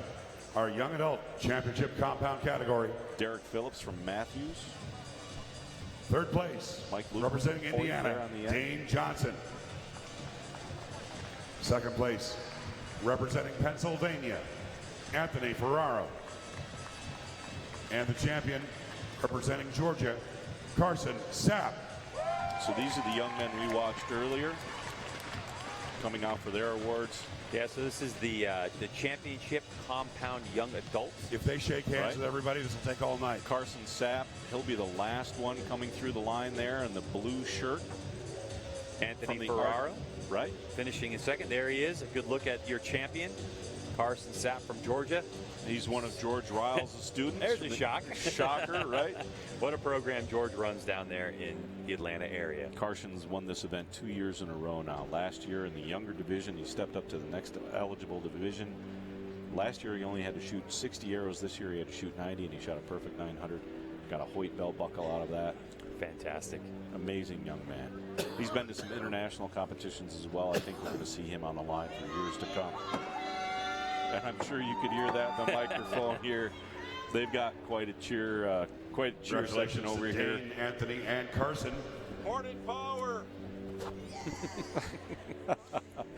George Riles and the crew right over here giving Carson some love because he's definitely earned it this weekend. So Carson Sapp will be your winner in the championship compound young adult category. Taking home that check.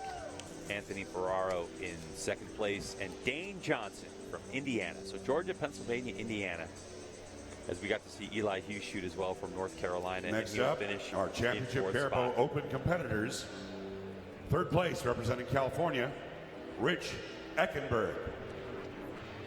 Second place, representing Iowa, David Marchart. champion representing Pennsylvania, John Demmer.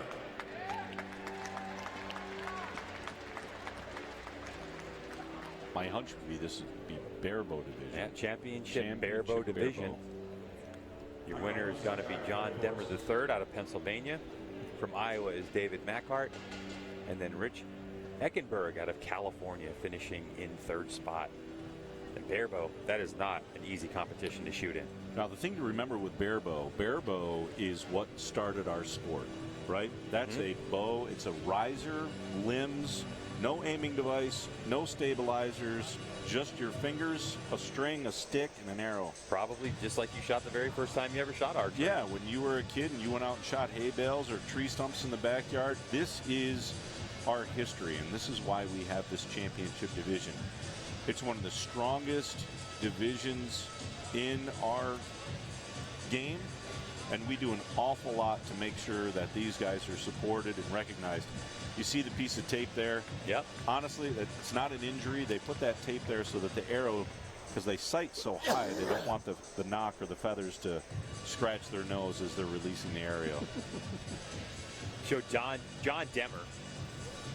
Well, just so you know, he won it with an 837 out of 900, and he had 19 X's. With a barebow. With a barebow. Yes. That's, yeah, a stick, a string, and an arrow. And there's a lot of guys who didn't, a lot of archers who didn't shoot that with full-on equipment. 3rd place.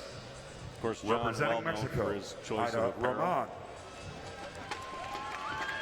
2nd place, representing Korea, Song Ji-young. This is the championship And our champion recurve representing female. Korea, Park Se-hui. This is the shoot-off we watched earlier. For 2nd place.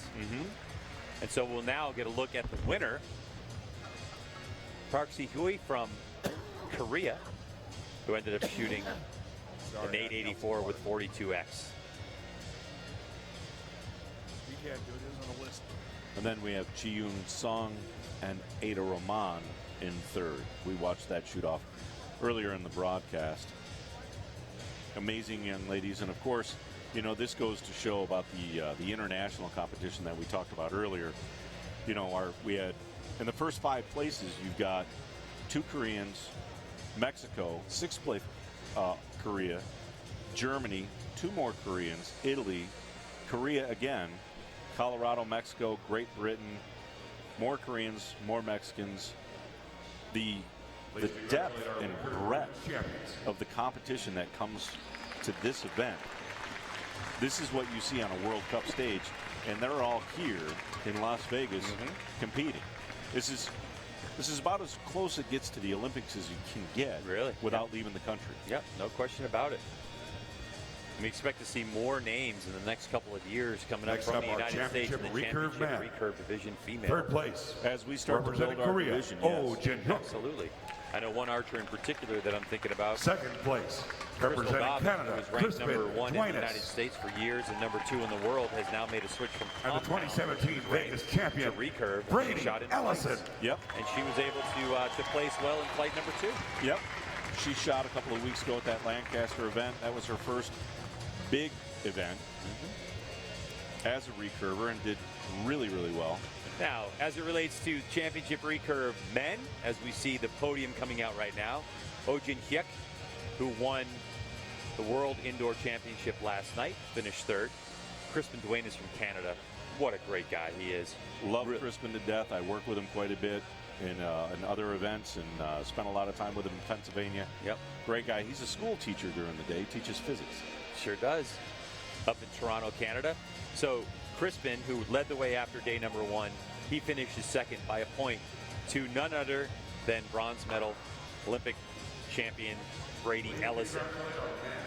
No surprise there. Brady Ellison broke his own world record twice this spring.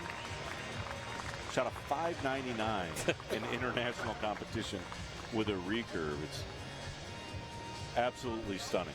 Absolutely stunning. He's very much on a mission this year. And you know what, Chuck? He shot a 295, Brady did in the first day. A 295, which is a great score if you're looking at recurve archery. And it was like people here were like, wow, that's it? He only shot a 295? And also, the contingency money these shooters are getting are being presented. We have Hoyt that has given Crispin 1,000, Brady 2,000, Ooh 500, and we have a check from True Ball for 1,000. Thank you to our sponsors and that contingency money. With a 299 and a 299 without left no question. Okay. Left no question. Had to dig himself out of a hole, but he did a great job doing it. Yeah. So Brady Ellison will be your championship recurve male. This tournament made up of basically two main categories: your championship group and then what we call your flights group, right, where you and I shot. So most people who are going to come here that are new are going to shoot in the flights. The advantage of a flight system is, for instance, in the flight compound, there were nearly 1,200 shooters.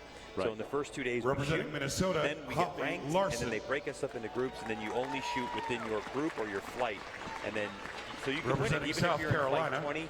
If you win it, you still win a little bit of money. Still win a little bit of money. Now I shot in the championship and our division, champion representing Denmark, Tanya Jensen. But the flights division is a very important division for this event. The flights, obviously, who shot a perfect score of 900. You know, a lot of your lesser experienced archers will shoot, but again, some incredible scores come out of the flights division. So we're looking at here the championship compound women's division. And we saw these ladies shooting off earlier. Sharon Carpenter only taking the second. Third perfect Holly score Larson in Vegas history, if I'm not mistaken. Third. And Tanya Jensen out of Denmark with a perfect 976 X's. Unbelievable. I wonder if she's thinking about Championship Open next year. If you're thinking the what ifs. The what ifs. The what ifs. Absolutely. So Tanya Jensen, who we saw last night in the World Cup Finals, with a perfect 900 score, will stand in that #1 spot on the podium. And look at that. That's a Matthews sweep. Okay, we also have some contingency here. $1,000 goes to our winner, right? Tanya, so $10,000. And plus, she gets another check from True Ball Excel. We have $10,000 from Matthews plus for first. Matthews, $10,000. Another $10,000.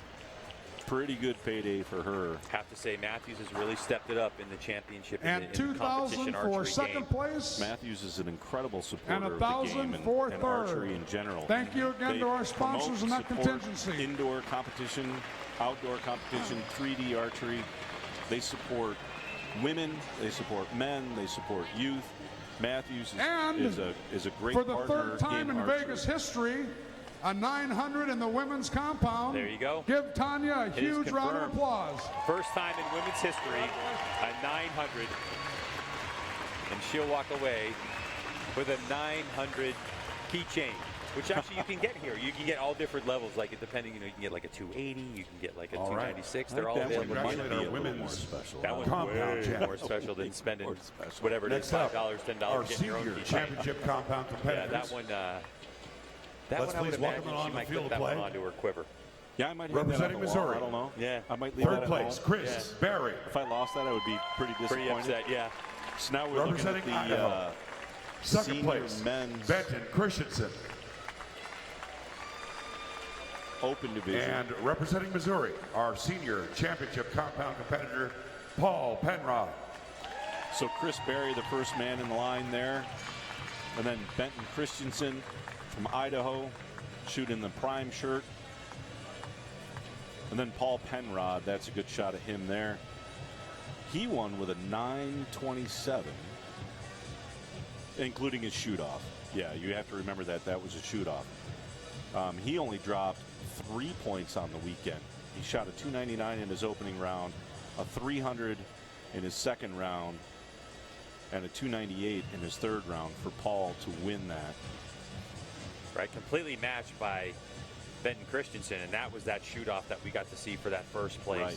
Right. And only 1 point separated those two from first to second spot. Right, and that was an absolute clone. Those guys both shot the 299. Which is amazing. That's actually all right, we amazing. have contingency here. Especially when you go back to your hotel room and you think, "Oh, I shot lights out there. I'm doing pretty good." And you go, "Oh, that guy's tied with me." I guess we're still tied. PSC Second day, that's tied with with $4,000 in contingency for first, early on the first 500 day, for third, and we've got Prime with 2,000 for second. Able to stay alive. Again, big thank you to the sponsors and the contingency. Lots of support there from PSE. Paul Penrod picking up a check from Axel for $1,000, $10,000 from the Vegas shoot. Yep. Prime also in the mix. Chris picks up $4,000 from PSE. Wow. Benton picks up $2,000 from Prime. And again, that's that huge commitment that these companies make to the sport and to these archers to make it all happen, to make it all possible. Third place, representing Here we go, the shootout that we just shot. David Hauser. In third place. I think he's going to be a great crowd favorite. I mean, a lot of people know him. He's been around for a couple of years now. He's a great young man. Representing Denmark, he's going to really put a great touch on young archery, young professional archery in the United States. 2017 Vegas shoot. No expectation. Grand champion, representing the Netherlands, he was just happy Mr. to make it Perfect, to the shootout. Mike Schlusser.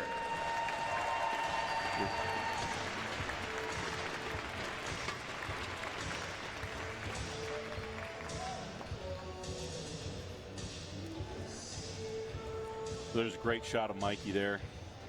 Still grinning from ear to ear. He's got to be on top of the world right now. Watch when he gets down to the end of the line and he gets to Hoyt.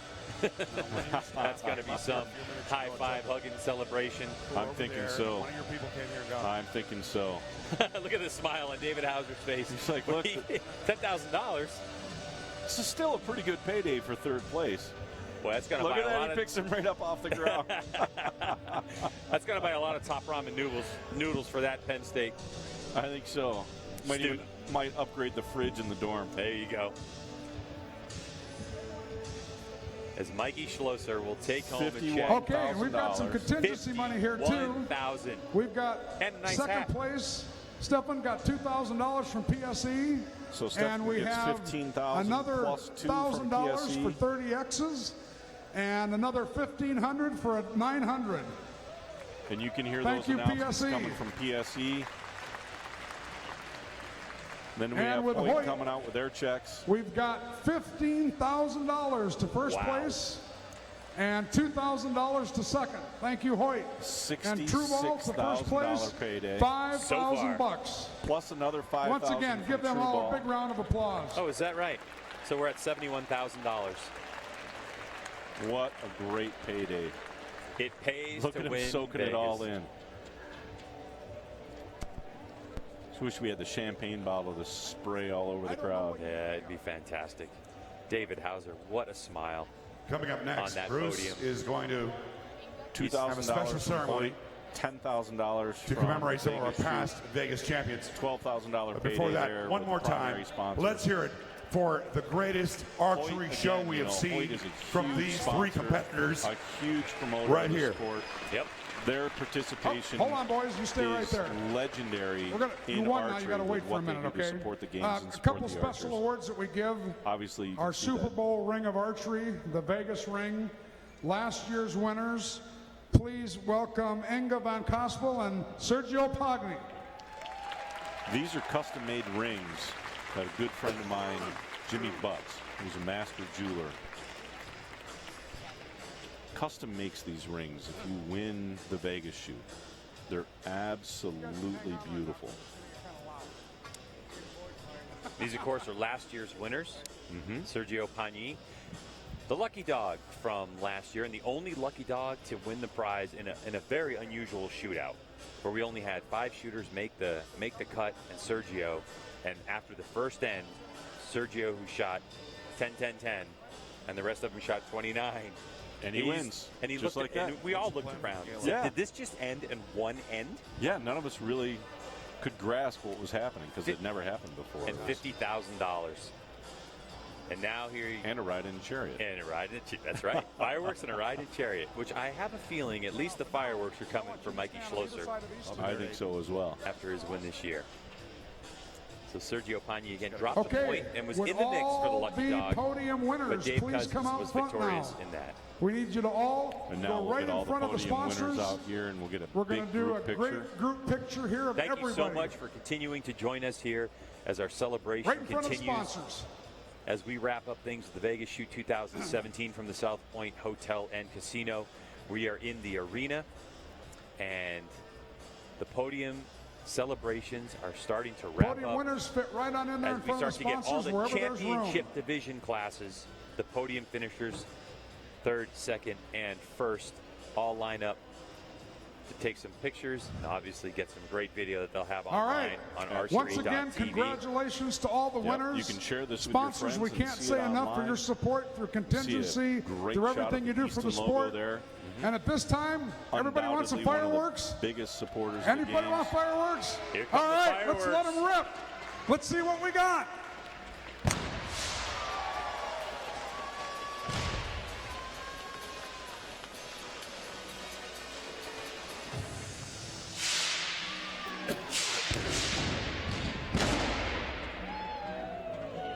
There you go. Wouldn't be Vegas without fireworks. It's not Vegas without fireworks. And we're indoor, by the way. Yes, that's all inside. Doesn't look like anything's on fire. What a beautiful shot. Okay, that concludes our show. Thank you all again. Travel safely. Hopefully we'll see you a bunch at the gala tonight. And for those of you in the audience, get ready. Here comes a $500 chip. A $500 chip is coming out of this gun. 2017 from the South Point Hotel and Casino as we have our last look at podium finishers. All right, here's some highlights to take us out. For Chuck Cooley, I'm Greg White. Thanks for joining us here. And make sure you check out Archery.tv for more. From Las Vegas, we will see you next time.